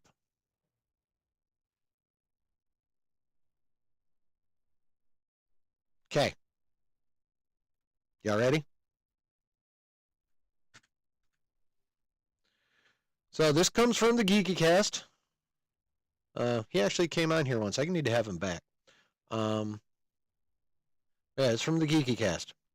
Another cool rumor, or whatever you like to call this, I'm putting it in the folder as some things could be real and some things fake, but regardless, I need to note everything. So he's got, this is the header for each plot point, and then the paragraphs of the plot point. So, plot point number 1. Delta Dan, if you watch 1923, that dude people are fan casting for Batman is Batman without the suit and belt. Oh, Brandon Sklenar? Yeah. That's what everyone be saying. That's for sure. Okay. Plot point number 1. Doom needs Wanda, and Loki pleads for him to stop the incursions. Now, I don't know what order this shit will be in the movie. These are just like the points. These are the summaries. So, since Wanda has been gone, courtesy of Multiverse of Madness, the very fabric of reality has slowly begun to crack. However, Dr. Doom realizes the only way to stop this destruction is by harnessing Wanda's powers, and so he makes it his mission to find her and take her powers from her, dead or alive. This is the only way to restore the multiverse to what it once was and save total destruction. By the way, this would be another chair that we didn't see that I don't give a fuck what she says. Lizzie's in this shit. However, I mean, obviously I could be wrong, but that's what I believe. However, while attempting to save everything, Doom actually starts the incursions between several universes. Well, that's right out of Hickman. That last sentence is right out of Hickman. This is the only way to restore it to what it once was, save total destruction. Okay. As everything is slowly stretching and tearing, the boundaries of different universes break. There should have been a comma there.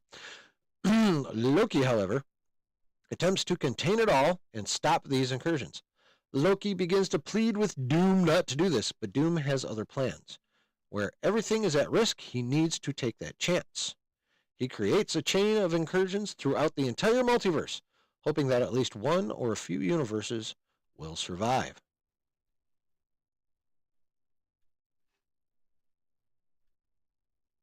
I'd rather Wanda alive? Yeah, me too. All right, so what do you guys think of that? Wanda dying in Multiverse of Madness. At least appears to, according to this, be contributing to the very fabric of reality beginning to crack. She was at one point referred to as a Nexus being. So, I'm not sure how true that one is, but it'd be cool. Well, no one ever really dies permanently in Marvel. Not the comic books, that's for damn sure. This makes sense. However, Dr. Doom realizes the only way to stop this destruction is by harnessing Wanda's powers, because she's a reality warper, especially as the Scarlet Witch. And so he makes it his mission to find her and take her powers from her, dead or alive. Well, this is a plot point that is, Wanda didn't die. I know she didn't die.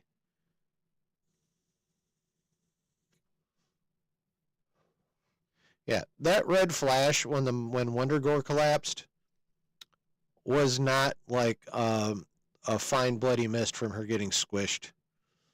It was her powers activating and getting her the fuck out of there, is what that was. So yeah, she ain't dead. So I mean, Doom and Wanda being paired up on some level has long been speculated. For a while, it looked like they were going to kind of be together.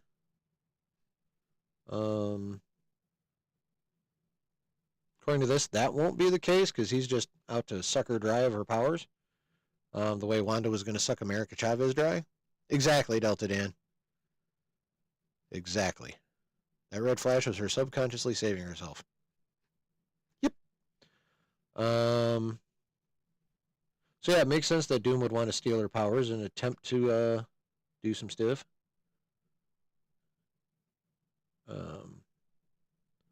I mean, Loki and his throne hanging onto the multiverse, that makes sense, him trying to contain it. Now, how he meets with Doom and, like, they have a convo, I find that interesting. Loki begins to plead with Doom not to do this, but Doom has other plans. Like, my thought, or, well, actually, most of my thoughts end up being someone else's thoughts that I end up agreeing with after thinking about their thoughts and hearing other thoughts that I disagree with.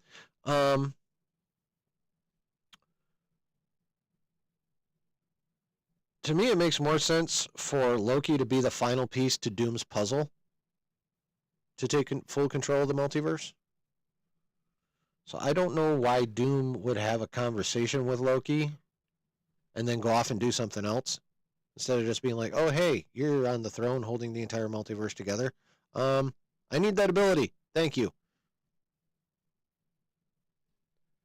So that part's a little weird to me, but obviously, you know, this is a summary.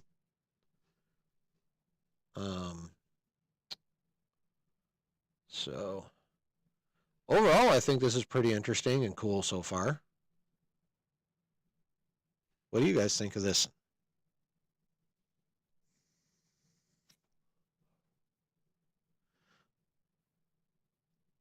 Oh, that is facts, though. Loki as God of Stories is insanely powerful. That is true. It would not be a cakewalk for Doom, that's for sure. Doom would win, eventually, but it would not be a cakewalk. What do you guys think of that first section, though?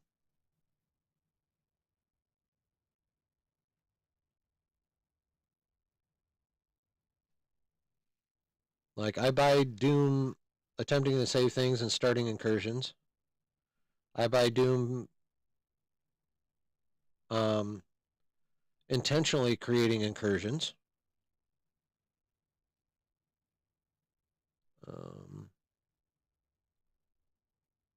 I mean, Doom accidentally causing a shit ton of incursions happened when he took the Beyonder's power. The resulting explosion of all the molecule men caused a shit ton of incursions. So that part makes sense. Why would he start incursions? To make what's left easier to control.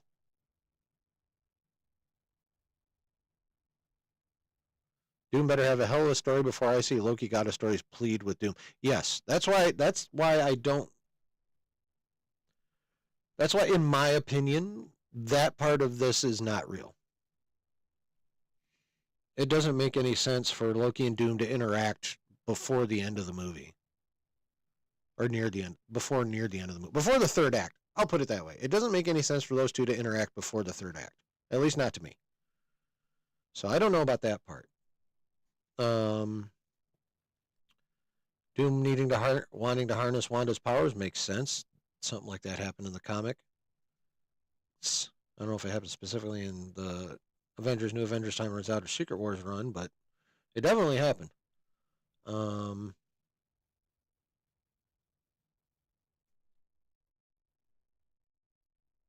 So most of it makes sense. The whole conversation with Loki and Doom does not. Think they need to intro Doom before that movie? Yeah, and he's going to be introduced in the post credits of Fantastic Four. Yeah, he getting introduced this July, my guy. He getting introduced this July.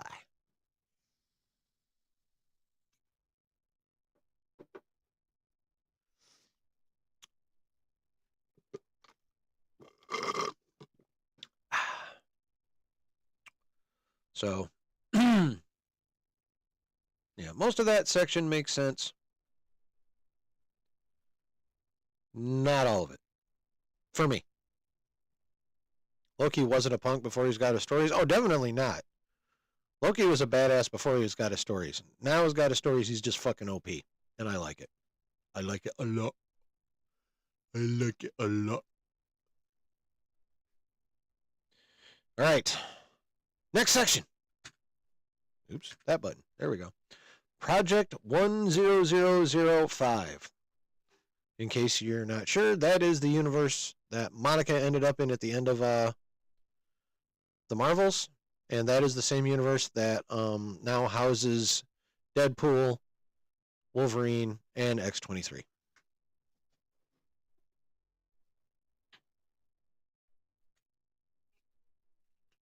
Got to go main screen for this one. Boop.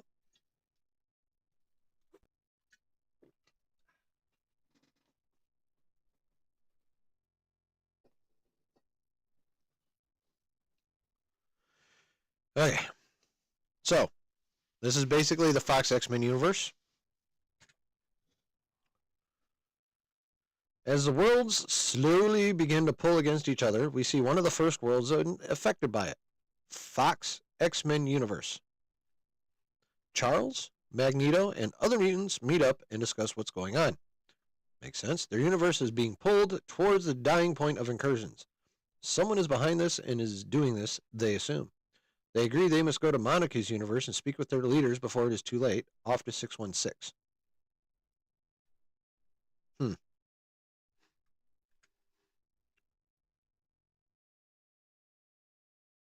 So, interesting. According to this leak, it's not going to be Avengers versus X-Men in a battle to save their universe, each one's universe. The Fox X-Men are going to pop over to our universe and be like, bruh, here's what we found out. Yep, Rambooty. Exactly, Delta Dan. So that's interesting. I mean, I'm not saying that doesn't make sense. I'm just saying it's nowhere near as fun as the Fox X-Men coming in hot from their universe because it's them or us. Just like in the Hickman Secret Wars where it was the Ultimate Universe versus the 616. For the final two. So, interesting. I don't hate it. I don't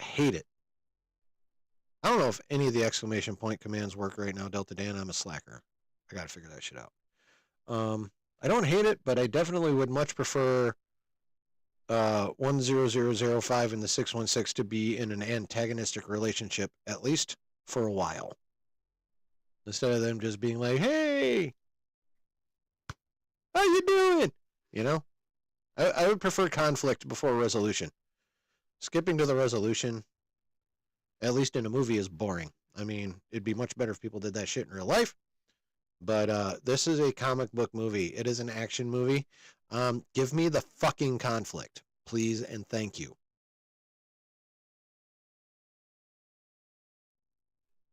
What do you guys think?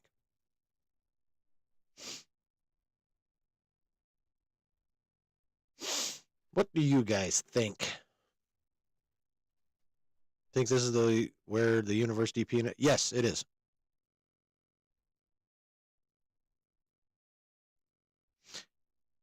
Yeah, that is the main Fox universe because remember Deadpool is from the one where Wolverine died. Logan. It's all the same universe.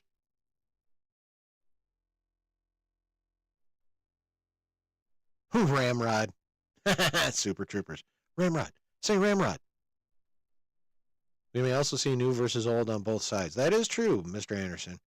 We have no idea who they're bringing in for Secret Wars. They could very well bring in the first class lineup of X-Men, at least some of them. The young ones, as it were. We could end up seeing them in Secret Wars. I doubt we'll see the young ones in Doomsday. But there's a definite chance we see them in Secret Wars, though. I think. But yeah, so I would much prefer 10005 versus. Someone pass that along to Josh. It's a 2-syllable word. It's pronounced verses. A verse is in a poem or a song. That's what verse is. When it's one person against the other, it's verses. 2 syllables.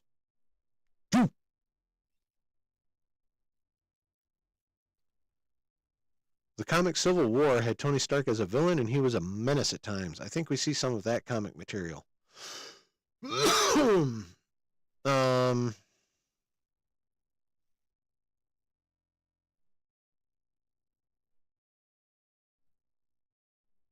I feel like if we get a version of Superior Iron Man, it'll be played by a different actor than RDJ, because you're talking about Superior Iron Man. Oh no, Civil War comic, yeah. I mean, they kind of covered that in the Civil War movie. It was basically the same argument. They just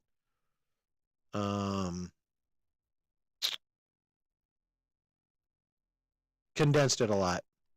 Is there 2 Wolverines in this universe since the rest of the X-Men are still alive? We saw all the graves in that Wolverine's universe. No, like Icarus said, the 10005 Wolverine died saving X-23 and Logan.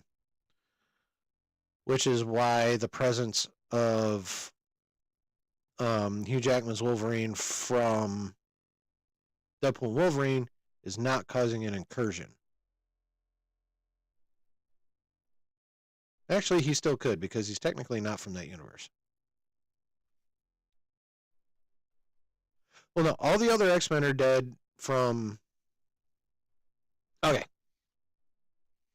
So the Fox universe, as we know it, starting with the 2000 X-Men film, okay? Deadpool is part of that universe.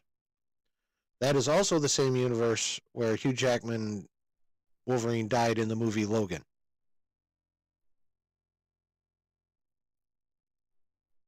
Now here's where it gets a little wild. Professor X also died in that, but at the end of the Marvels, he was referenced as being alive. That's the only kind of continuity issue. Everything else fits.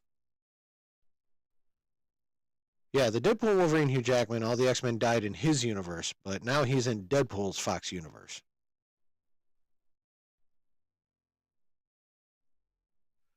He was nowhere near the same level of villainy from Tony. Well, yeah. Like I said, they condensed it a bit, watered it down a bit. The MCU movie Civil War basically, for the most part, just adopted the themes from the comic book run without going anywhere near as deep into them as the run, which, of course, they really didn't have time to. Like, they could have made a whole saga out of the Civil War comic run. Deadpool also killed Deadpool. That's true. That's true. I don't know. Well, for the sake of Doomsday, 10005 is now the Fox universe. That's kind of what it boils down to. Don't think about it too much.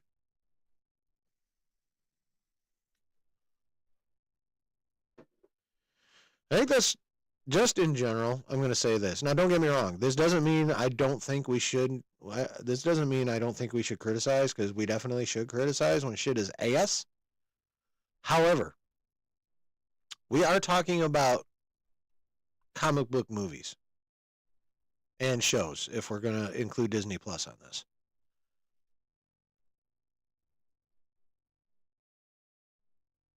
Having fun with anything remotely related to comic books always needs to include some suspension of disbelief, some acceptance of convenience and plot armor,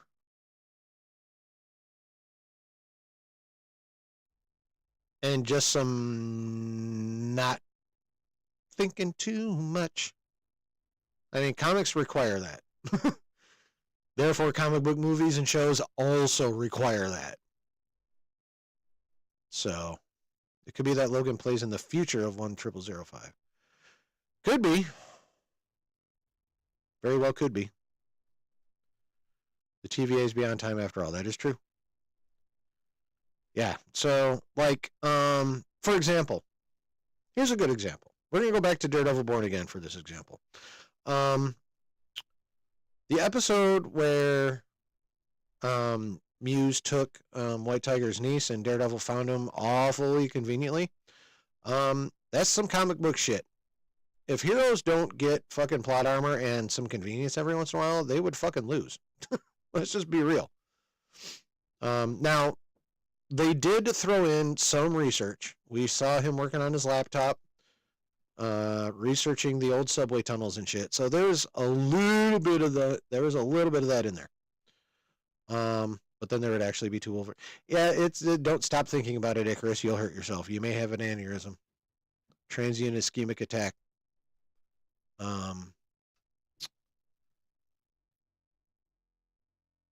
But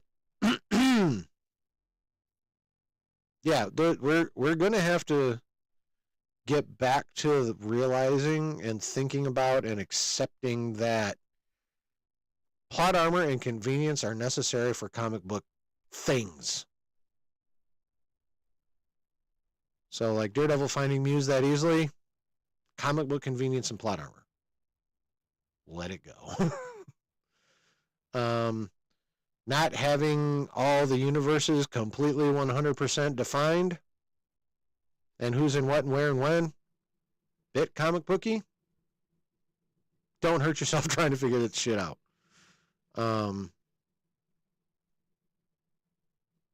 Now again, there are limits. Like, shit does have to at least make some sense, right? I mean, there are limits to how much belief you should suspend. But there always has to be that element of it, is all I'm saying. That's it. Heard they left off the Owen Wilson chair, so I guess anything is possible with the TVA. Yeah. I mean, the TVA is allegedly going to be involved in this. I don't know if these plot leaks are going to mention it, but I mean, if we're talking multiverse, if we're talking Loki on his throne at the end of time, I don't see any way you can't involve the TVA at least somewhat. You know, it doesn't have to be a shit ton, but it also would make no sense to completely ignore their existence, especially when Loki's basically sitting outside it holding the multiverse together. That's just what I think. Okay, so, yeah. The Fox X-Men universe is going to evidently be showing up to the 616 in a friendly fashion instead of coming to battle. Don't hate it, but I prefer the battle. Next section. Marvel's First Family. The Fantastic Four are on Earth 616 currently, after the events of First Steps, and are discovering multidimensional energy spikes that match a prophecy known as the Final Collision. Ooh, now we get prophecy. Maybe. Reed and the rest of the group begin to devise a defense strategy as they can see other universes are on their way and they aren't here to party. I mean, that just makes sense. I mean, that's kind of what Reed does. He studies. He figures shit out.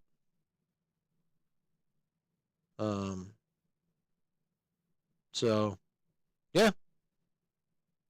I mean, is there anything really flashy about that section? No.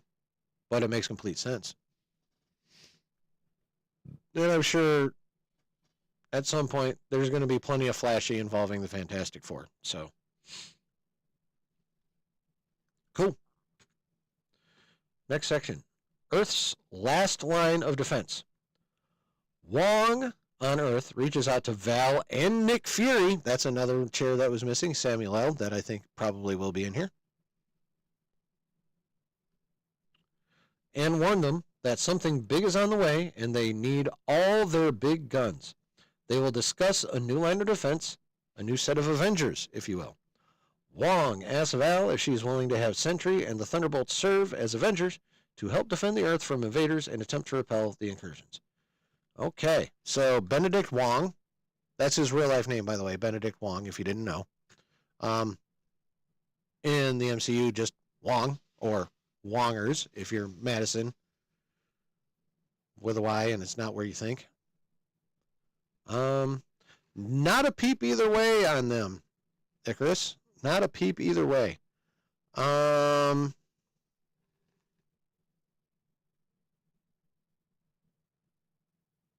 only thing I know of that's for sure going to have anything remotely resembling the Young Avengers is that Champion show, and that's not coming out till after Secret Wars. So, why are the Phillies getting taken to Pound Town right now or something? So what about what, Lou?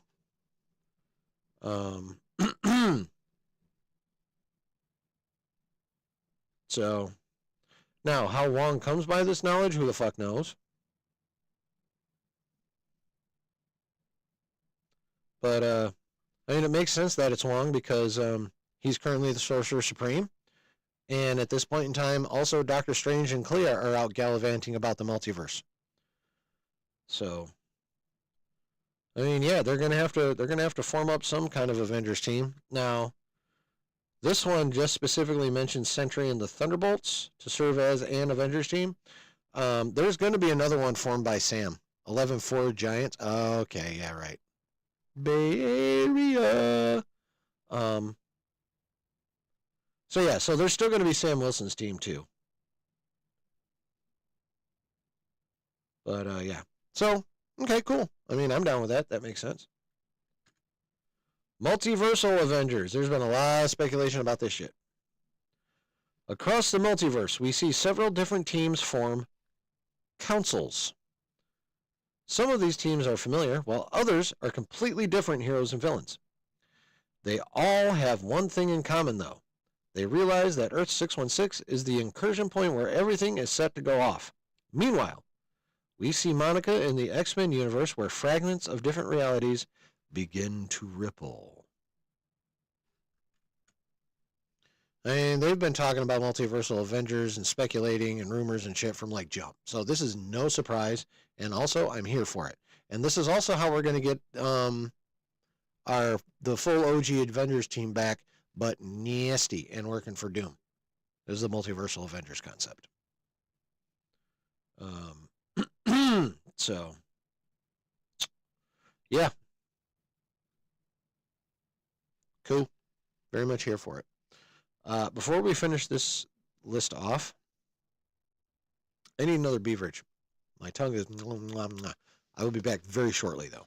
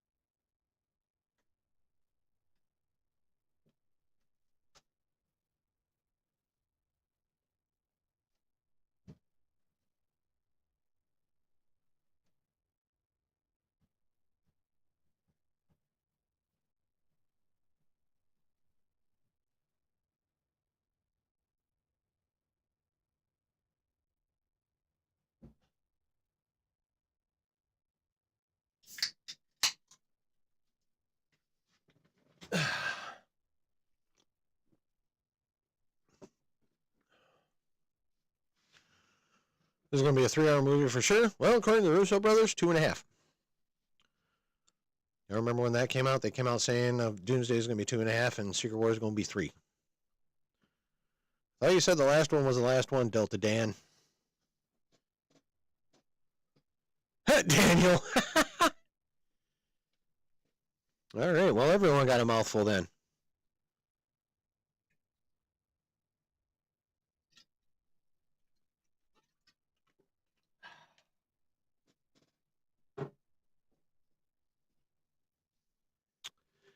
All right. All right.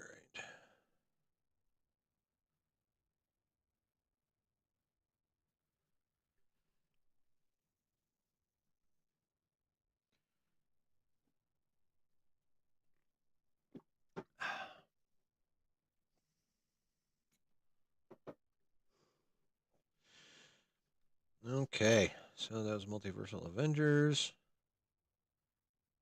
All right. Should be 3 to 4 hours each, says Mr. Anderson. I mean, honestly, Doomsday should be at least 3 hours, and Secret Wars really needs to be like 2.5 to 3 hour movies. It's only 8 here. I'll survive, says Delta Dan. Oh, okay. I mean, I'll be fine too. Like 3 shots over the course of 2 hours ain't shit for me. So,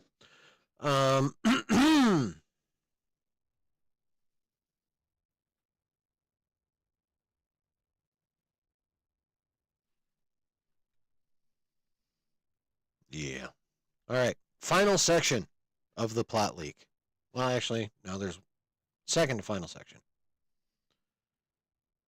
Oh, I'd definitely be happy if they're both 3 hours as well, Brooke. Honestly, I think they should tack a half hour onto each of them, minimum. Doomsday should be 3 hours. Secret War should be 3.5. All right.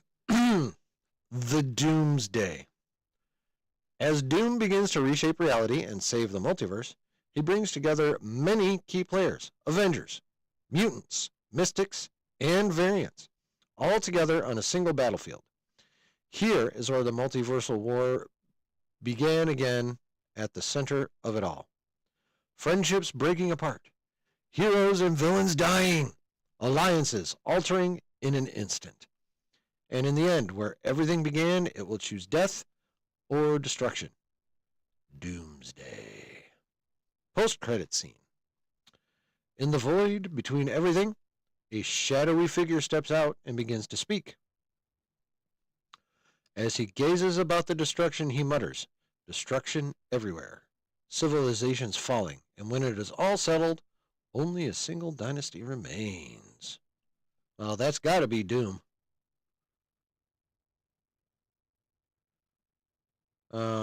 And then this part is Doom begins to shape reality and save the multiverse. He brings together many key players, Avengers, mutants, mystics, and variants, all together on a single battlefield. Here's where it began. Friendships breaking apart, heroes and villains dying, alliances altering in the instant. And in the end, where everything began, it will choose death or destruction. Doomsday. So it looks like Doom is basically, at least this is how I'm seeing it. This is how I'm seeing it. I think it looks like Doom is basically setting everyone up and then stepping back and letting it go. And then coming back in at the end and going, okay, this is what's left. Time to put it together under me. That's how I'm seeing it. Hey, what up, Chad? Look who's here, guys. Geeky's here right now. Yeah, that is you, sir. I gave you your props when my in my post about this on the X, and I gave you your props before I started talking about it. So hell yeah, Chad. How you doing, my guy? You good? Family good? Daughter's good? You good? So that's kind of how I'm seeing. That's how I'm interpreting the Doomsday part of this leak. Is Doom is doing his thing, and he's at the same time playing agent provocateur, as it were, bringing together the players and then dropping them all in a spot and letting them battle it out while he sits back, waits to see what's left, and then takes it the fuck over. Feeling good, been working on TikToks and YouTube around the clock. Nice.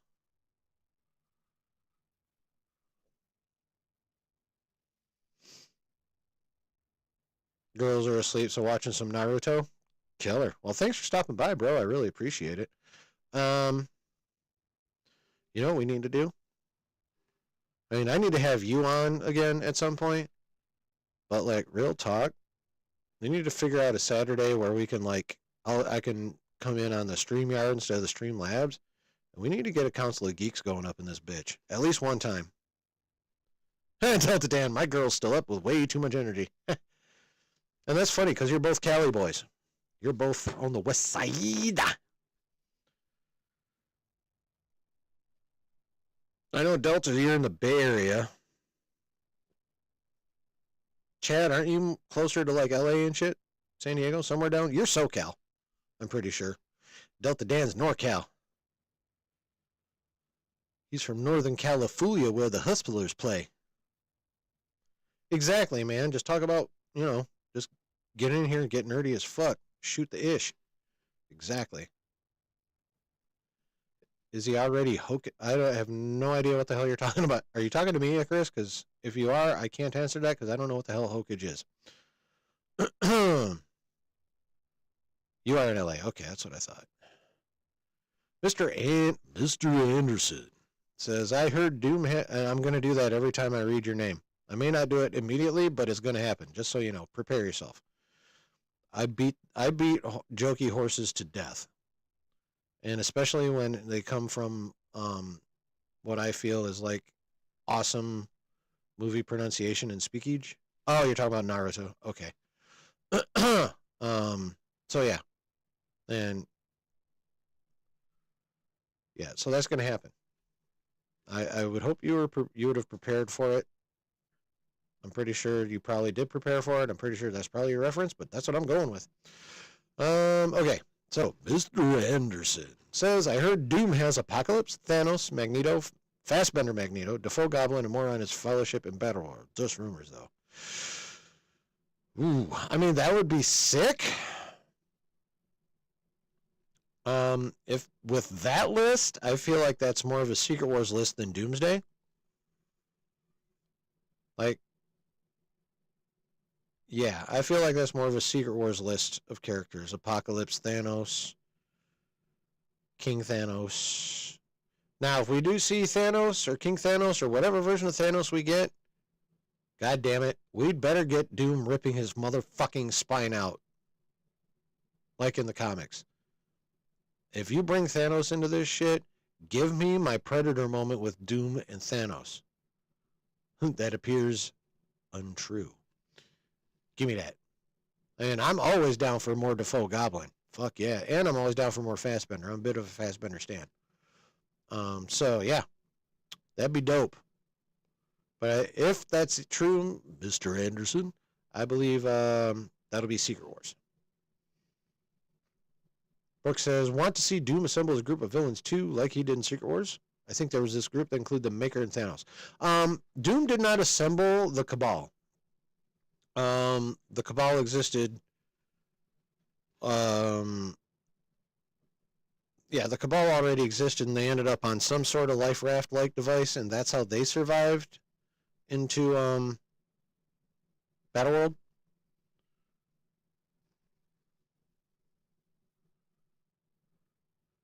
All right, man. Have a good night, Chad. Appreciate you showing up. Enjoy your Naruto.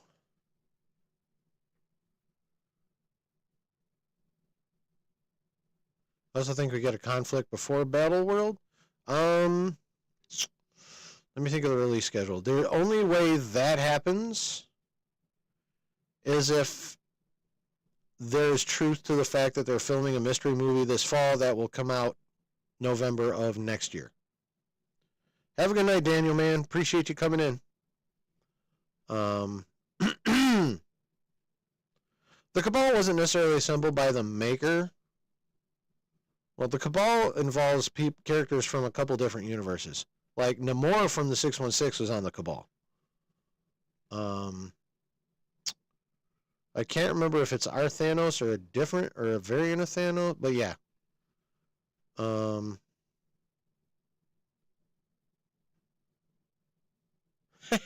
Delta Dan. How was the sloppy toppy spicy pepper, Dan? Nice. Where was I? Oh yeah, I was hoping Doom would rip King's spine out.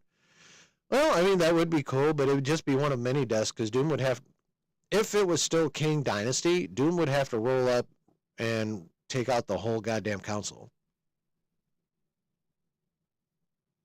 One of the kills could be him just being like, okay, who's closest?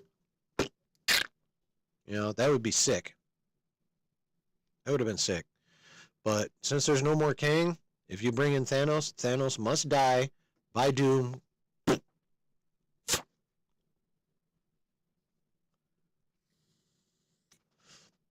Mr. Anderson. My idea was during the Doomsday movie we get a conflict, possibly on Earth 616 before we even see... Oh, there's definitely going to be some shit going down on 616 in Doomsday. That's 100%. According to these leaks, it might not be what a lot of us initially speculated and thought could be, which was like an AVX situation with Earth 10005 versus 616. But according to this leak, it's not going to be 10005 versus 616. 10005 going to be coming over being like, hey, something fucked up's going on. This is what it is. We need to work together. Just as an aside, I'm getting a little tired of the power of friendship in the MCU. At least this much of it as a solution to a problem.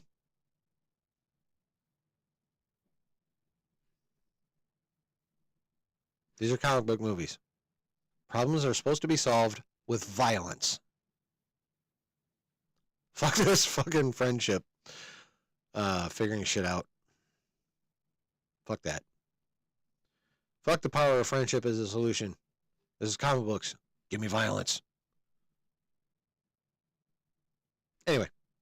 Yeah, so yeah, it looks like Doom's going to be more of a provocateur as opposed to like he's going to be the spark that causes the battle, but he's not going to take part of it. And I think that's going to be him in the post-credit scene where it says, "In the void between everything, a shadowy figure steps out and begins to speak. As he gazes about the destruction," which he kind of initiated, but that's not part of this, he mutters, "Destruction everywhere, civilizations falling, and when it is all settled, only a single dynasty remains." It's interesting that they use the word dynasty since it's no longer the Kang dynasty, but Doomsday.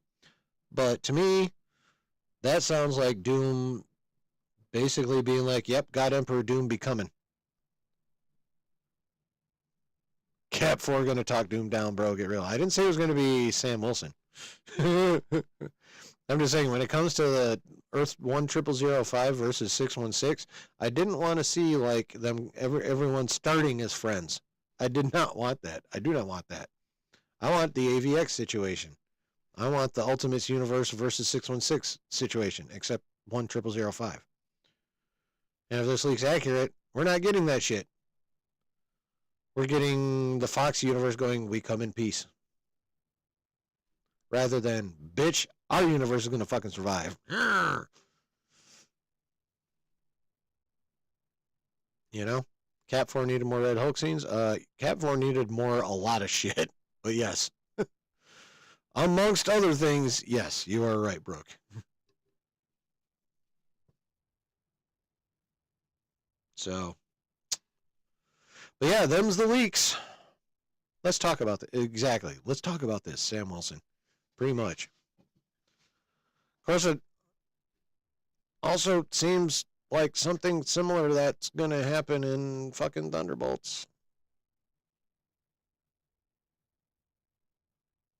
I mean, honestly, I don't see... What sucks is the Sentry as the Void is so ridiculously powerful. The only real way to beat him, especially for that group, is to somehow find a way to draw Bob back out and into control. And that requires talking.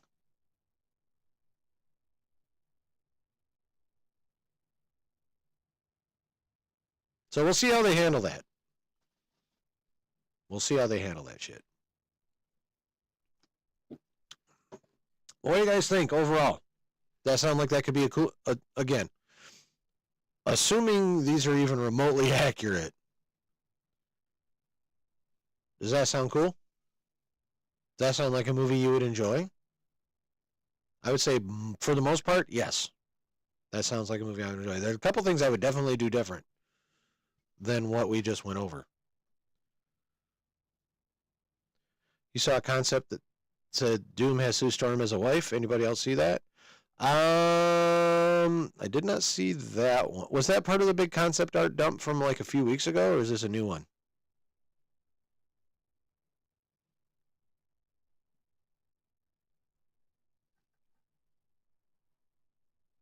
Because I know that's directly out of Secret Wars. Because on Battle World, Doom had rewritten Sue, Valeria, and Franklin's memories into thinking that they were the family, and it was not Reed. He took Reed's place as husband and father on Battle World. Say that because you're thinking that's why RDJ shared a photo with Jessica Alba months ago. Maybe. Although honestly, I don't know, maybe. I mean, the MCU never does like a one-to-one adaptation, so I can see him doing it that way. Because in the Secret Wars comics, it was 616, Sue, Franklin, and Valeria that Doom had as his family, because he just rewrote it. But they were the 616 ones version. But yeah, the Feige could very well be like, okay, well, I just introduced the Fantastic Four in a different universe and then brought them to the 616. If I'm going to have Doom with a version, or if I'm going to have Doom with Sue like he was in the Hickman run, it's not going to be Vanessa Kirby. It's got to be a different Sue. So I can see them doing that. I don't know. We'll see. Again, that would be more of a Secret Wars thing than a Doomsday thing. But that could be it. Delta says, I mean, I'm there. Not sure if normies will be. Yeah.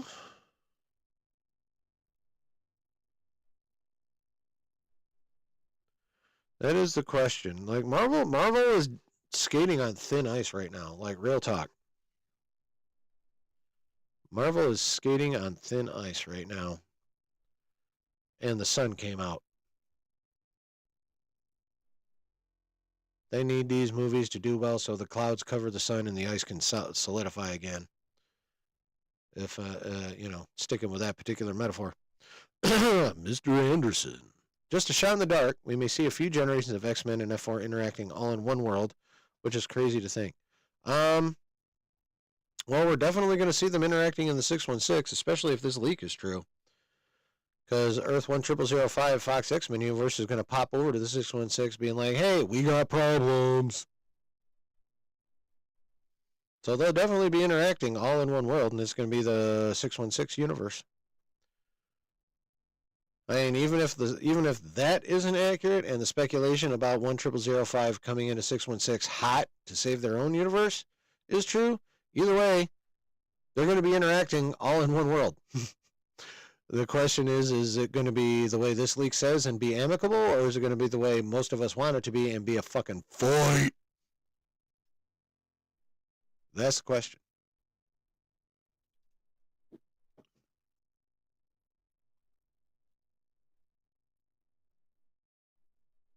Get out of here. Okay.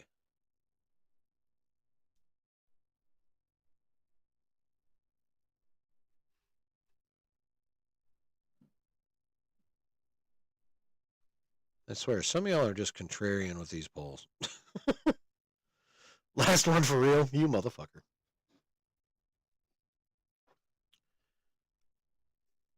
I'll tell you what, it's a lot easier for me to succumb to peer pressure when it's doing something I like. And I like Fireball.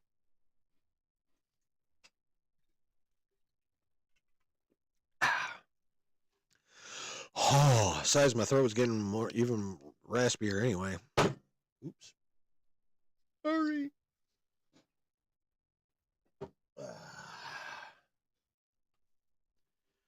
And Fireball will be good though. Yeah, so I would say, again, assuming that was accurate, I would say overall I'm pleased. But there's definitely some shit that I would do differently myself. Oh, Mr. Anderson. I'm also talking about more interactions like Ian and Fassbender Magneto's coming face to face, or all the Fantastic Four from the 3 reboots meeting. This is just my opinion. 100% opinion, not even based on rumor. This is pure speculation, hunch, guesswork, whatever you want to fucking call it. But I don't see a lot of the Fox X-Men, the original cast,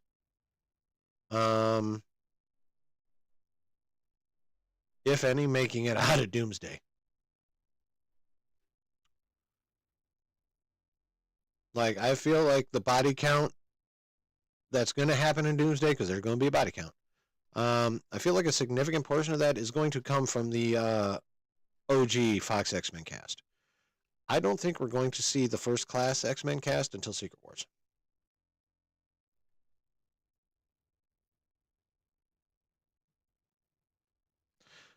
The one Fantastic Four, yeah, I don't know about how they're going to handle the Fox Fantastic Four, though. Either version. The one Fantastic Four is garbage. Yeah, the 2015 one, yeah, that was ass. Maybe they can use one character. Well, if they're going to use one, I would bring back Miles Teller as the maker. That's it. That's it. Don't need anybody else from there. Well, besides, Michael B. Jordan is, well, I mean, he's Killmonger in the MCU. So I don't think they're going to bring him in even as a Ben Grimm variant. Yeah. I don't know that I don't think they're going to have anyone from the 2015 Fantastic Four in there at all. But if they did, it would probably, at least in my opinion, it only should be Miles Teller. And that is either A, for a Council of Reeds type scenario, which it does not look like they're going to have time for, or B, the Maker as part of the Cabal on Battleworld. That's how I would do it.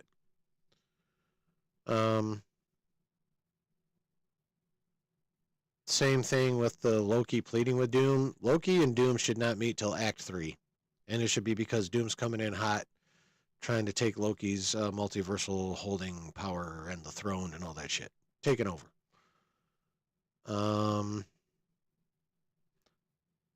So from the leak, I would change that, and I would make it an antagonistic thing between 10005 and the 616, rather than 10005 going, hey, we all have problems. Give me acrimony, not amicableness.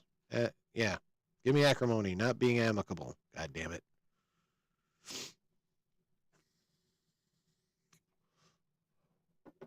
Yeah, other than, like, overall, it sounds pretty cool. Again, complete rumor. Don't know how accurate it is.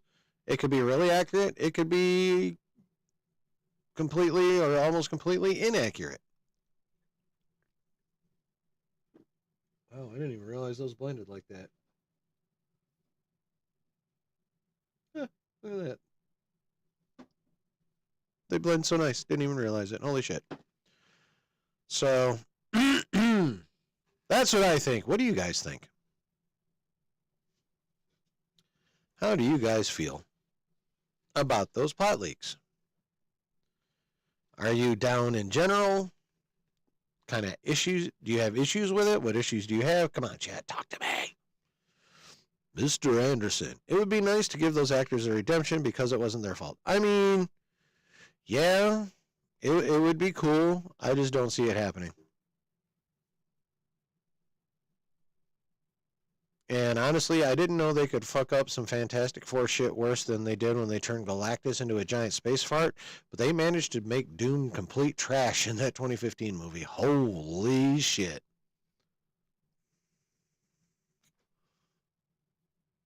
Brooke says, the only thing I would really change with the plot leak is have Loki and Doom have an intense battle. And maybe add Thanos, although that could add a layer of complexity. I wouldn't add Thanos to that particular battle. I would definitely have Thanos in that general battle that the leak's talking about.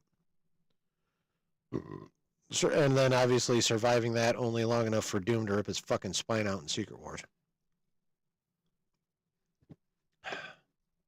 Mr. Anderson, even if it's just for fodder, but I'm excited to watch. Even if it's a flop, it makes it higher stakes. Oh, you mean bringing the 2015 ones for cannon fodder? Yeah. I will say there's one thing I do appreciate about the 2015 Fantastic Four movie, and that is the size of the Thing. He was huge, and I loved it. He might have been a bit big, but like proportion-wise, he was much closer to the comic book Thing than Chickless was.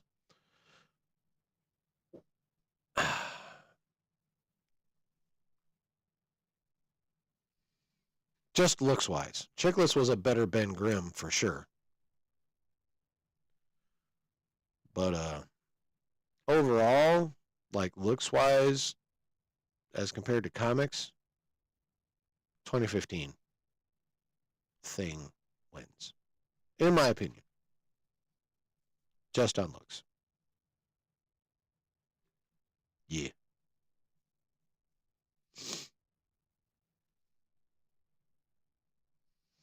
Well, chat, I have completed all my planned subjects. We are now to the point where people who have memberships and can receive super chats would go over those. But I don't have that. So throw some shit in the chat, whatever you want to talk about. We'll hang for a while and just chit-chat about some shit. It could be about these leaks, could be about anything we talked about before tonight, could be about something different nerdy. But we'll hang for a while. Not a super long time because it's still a work night. Weeknight, work night, whatever. But we'll hang for a few. talk about some shit. Mr. Anderson. I mean, the idea it may flop is going to make me invested going into the theater like it's a real sporting event and my team may shit the bed. That's a fair comparison. That's a fair comparison. And I can speak to that with expertise as a Lions fan.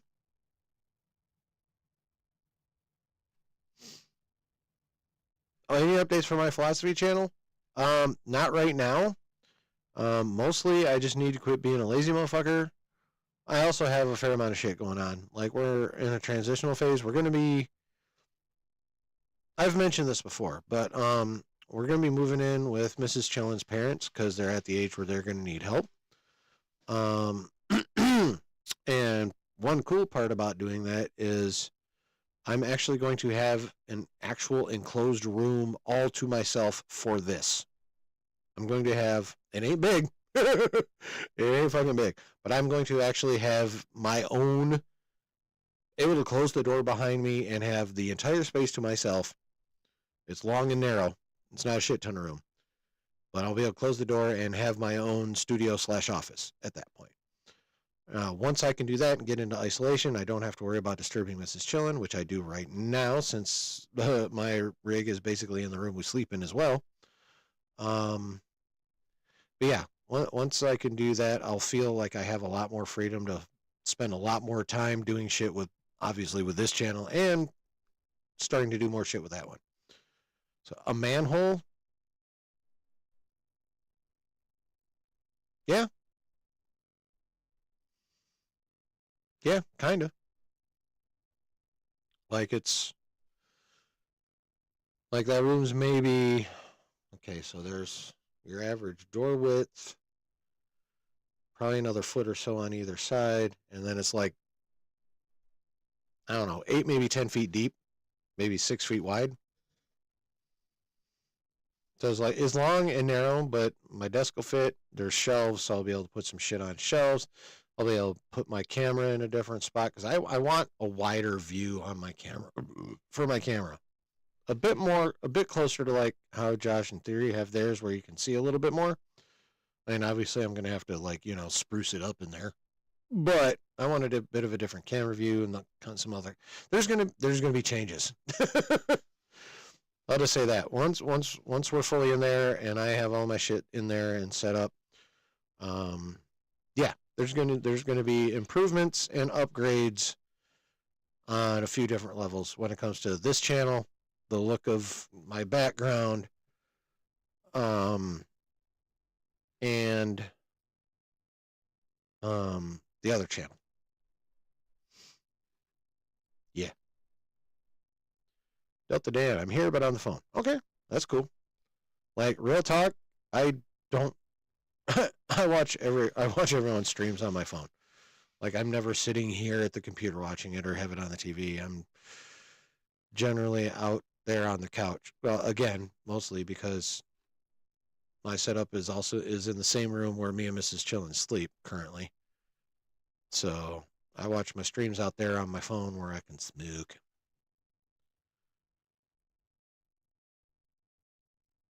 So, but yeah, that's like the general plan. Oh, also, actually, let's put a pin in that. I gotta pee real quick. I'll be right back.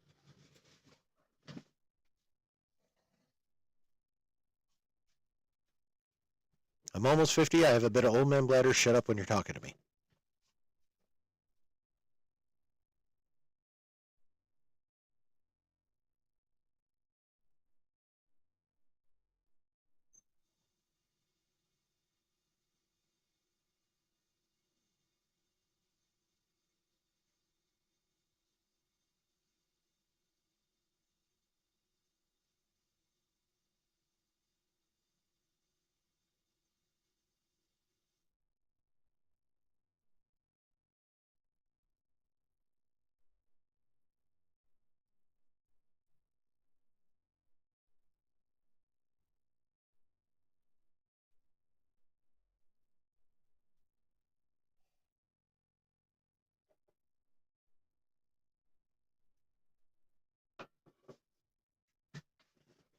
Okay. Okay. What else happening there? That's weird. Oh, Malice. Get off of there. What are you doing? Get down. Come on, get down. Get down. Get down. Get your ass off the fucking thing. Thank you. Jesus Christ. I love my cats, but sometimes... Anywho. Oh, yeah, that's right. That's what I was going to say. Also, one other thing that is going to happen once I'm settled into my new long, narrow, shoebox kind of shaped studio office thing. Within a Saturday or two of me getting set up in there and getting everything kosher and shit, I am going to do... Why does that look so weird? Well, I guess this is the way it always is. Okay.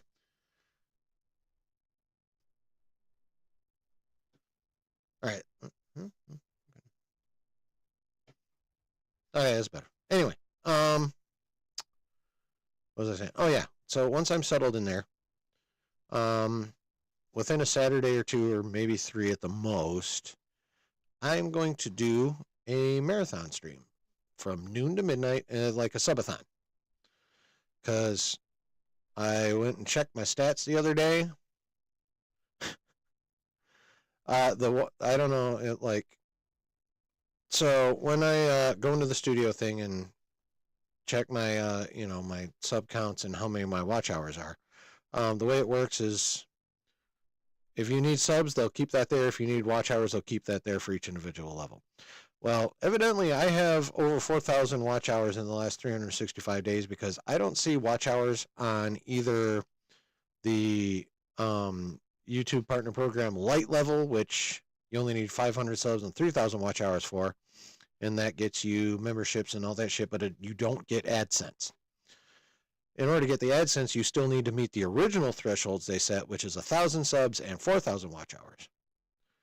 Well, the watch hour requirement is not showing up either on the Partner Program Lite or the full one for me, which means I have over 4,000 watch hours in the last year. I am, however, even with the recent subscribers, I am still 249 subs short of the 500 sub threshold. Required to at least get memberships and or be able to do memberships and super chats. So, subathon. I'm trying to get to 500. I'd love to get to 1,000, but I want 500 by the end of this year. I want to be able to do memberships. I want to be able to get super chats. So, I'm at 261. I need 249 more minimum. So that's the goal for this year. I want to be able to celebrate by the end of the year being monetized.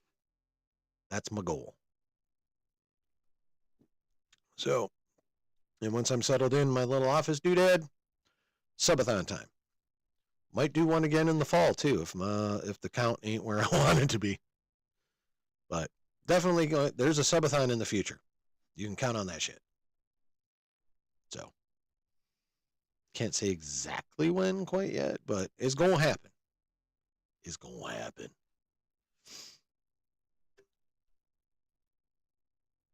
So,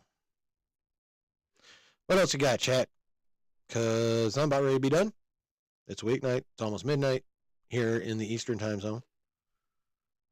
And I need to start winding down so I can go to bed.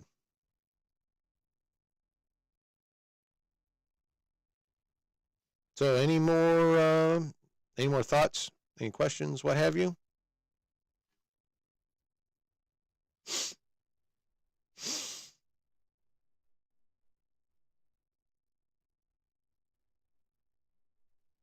Did I never turn the fucking music back on? Doesn't look like it. Allegedly, I've done this before.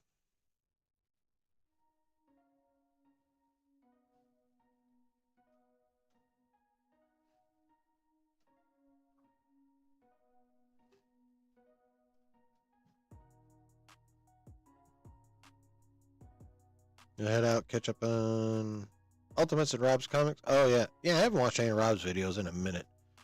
Yeah. Yes, what? Delta Dan. I'm not sure to what you refer.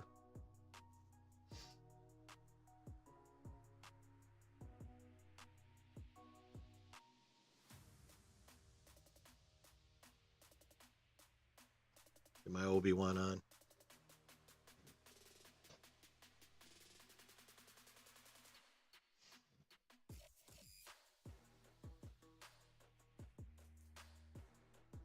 Okay. I'm going to go ahead and get the fuck on out, chat. You guys are the bomb. Thanks for hanging out. Appreciate you. Appreciate the new faces. I mean, Steve's not super new, but he popped in the watch party last night, decided to hang out and come back. Appreciate that. Mr. Anderson, thank you for coming in. Of course, all my usual crew, I love you. Brooke, Delta Dan, Spicy Dan, Brutal. Appreciate Geeky stopping in, even though I can't see you. Icarus, hell yeah, my guy. Lou was up in here, yeah, so I appreciate all of you. Y'all are the shit. You're also a little crazy. You'd have to be to find me entertaining, but I'm crazy too. So we all belong together as a community. Don't get freaky with it. But yeah. So thank you guys so much for being here. I really appreciate it. I really, really do. Well, y'all. I was trying to be nice, Icarus. I know we're all fucking nuts. I mean, it's the. Oh, of course, Mr. Anderson. Of course, man. It's what we're here for. It's like kind of the theme. It's why. It's parts of why I named my channel Chill in the Basement. Initially, it's just because, you know, that's what I do after the missus goes to sleep. I hang out in the basement and nerd out and smoke pot. You know, so that's what I'm doing. I'm chilling in the basement.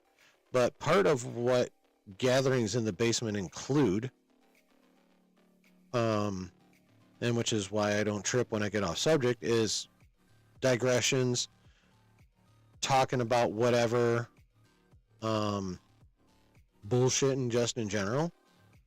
I mean, I don't know. That's just kind of like the whole vibe of hanging out or chilling in the basement. So yeah. Will I still be in the basement after the move? Kinda. The in-laws have a tri-level. So that room I spoke of is, okay, so tri-level, you walk in the front door. First thing you see is a living room / family room in their house. Kitchen to the left. And then there's a set of stairs going down and a set of stairs going up. If you go up the set of stairs, there's a bathroom and then 3 bedrooms. So you take those stairs down, you're back on the main level, and then you take another, these are all like, what do you call them? Half flights. They're like half the number of steps that you would expect in a normal flight of steps. So, so you got the main level, you got basically the bedroom and 1 bathroom level. Actually, technically there's 2 because there's a master bath there's a bathroom off the master bedroom. Full bath, and then there's another full bath on that same level with the bedrooms. You got the main floor, which is basically a living room, family room area, kitchen. And then you go down a half flight, and that's where me and Mrs. Chillin are going to be staying. We've basically converted that entire floor into like a studio. Like we put up drywall, we painted, we put up trim, got new. The in-laws put new carpet down there for us. And then the room that I'm going to be in is on that level. And then there's also a door next to the room where I'm going to be in, which leads to the actual basement, which is another half flight of stairs down. You meant man cave, not manhole. That's all right, bro. It gave me the opportunity to do what I do, which is, you know, turn things into dirty jokes. So. But yeah, so I will not be in the basement, but I will be on a lower level, which, you know, fuck it, close enough. Malice. Excuse me, 1 second. Bro, I don't care what you see. Skedaddle. Thank you. I'm excited too, bro, because I don't have it finalized. Because first thing I gotta do is clean that goddamn room out. It's my father-in-law. Well, what used to be my father-in-law's radio room, but now just has a collection of electronics and dust. So.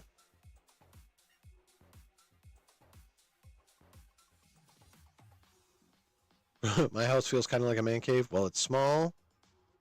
It's only a condo, but big for one person. I mean, hey, dude. As long as it works for you, that's all that counts. So, yeah, that's what. Get your paws off the TV. Get down. What is wrong with you, dude?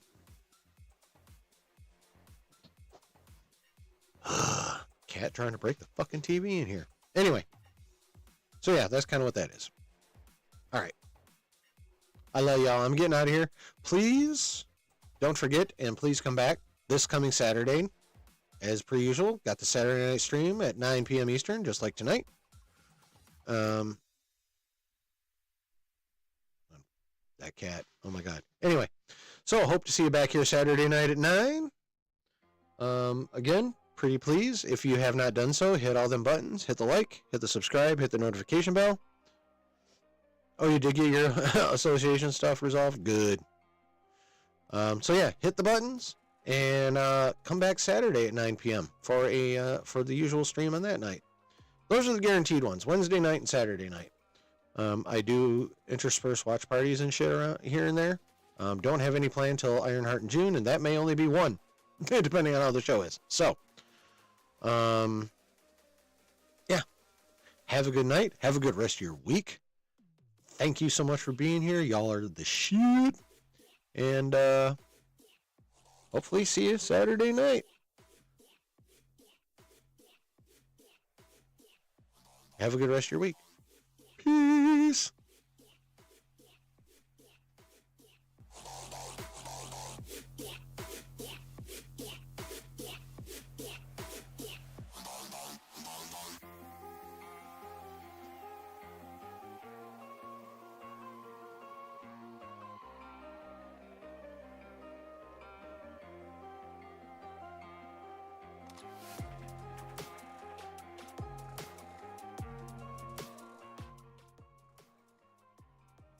Oh yeah, baby.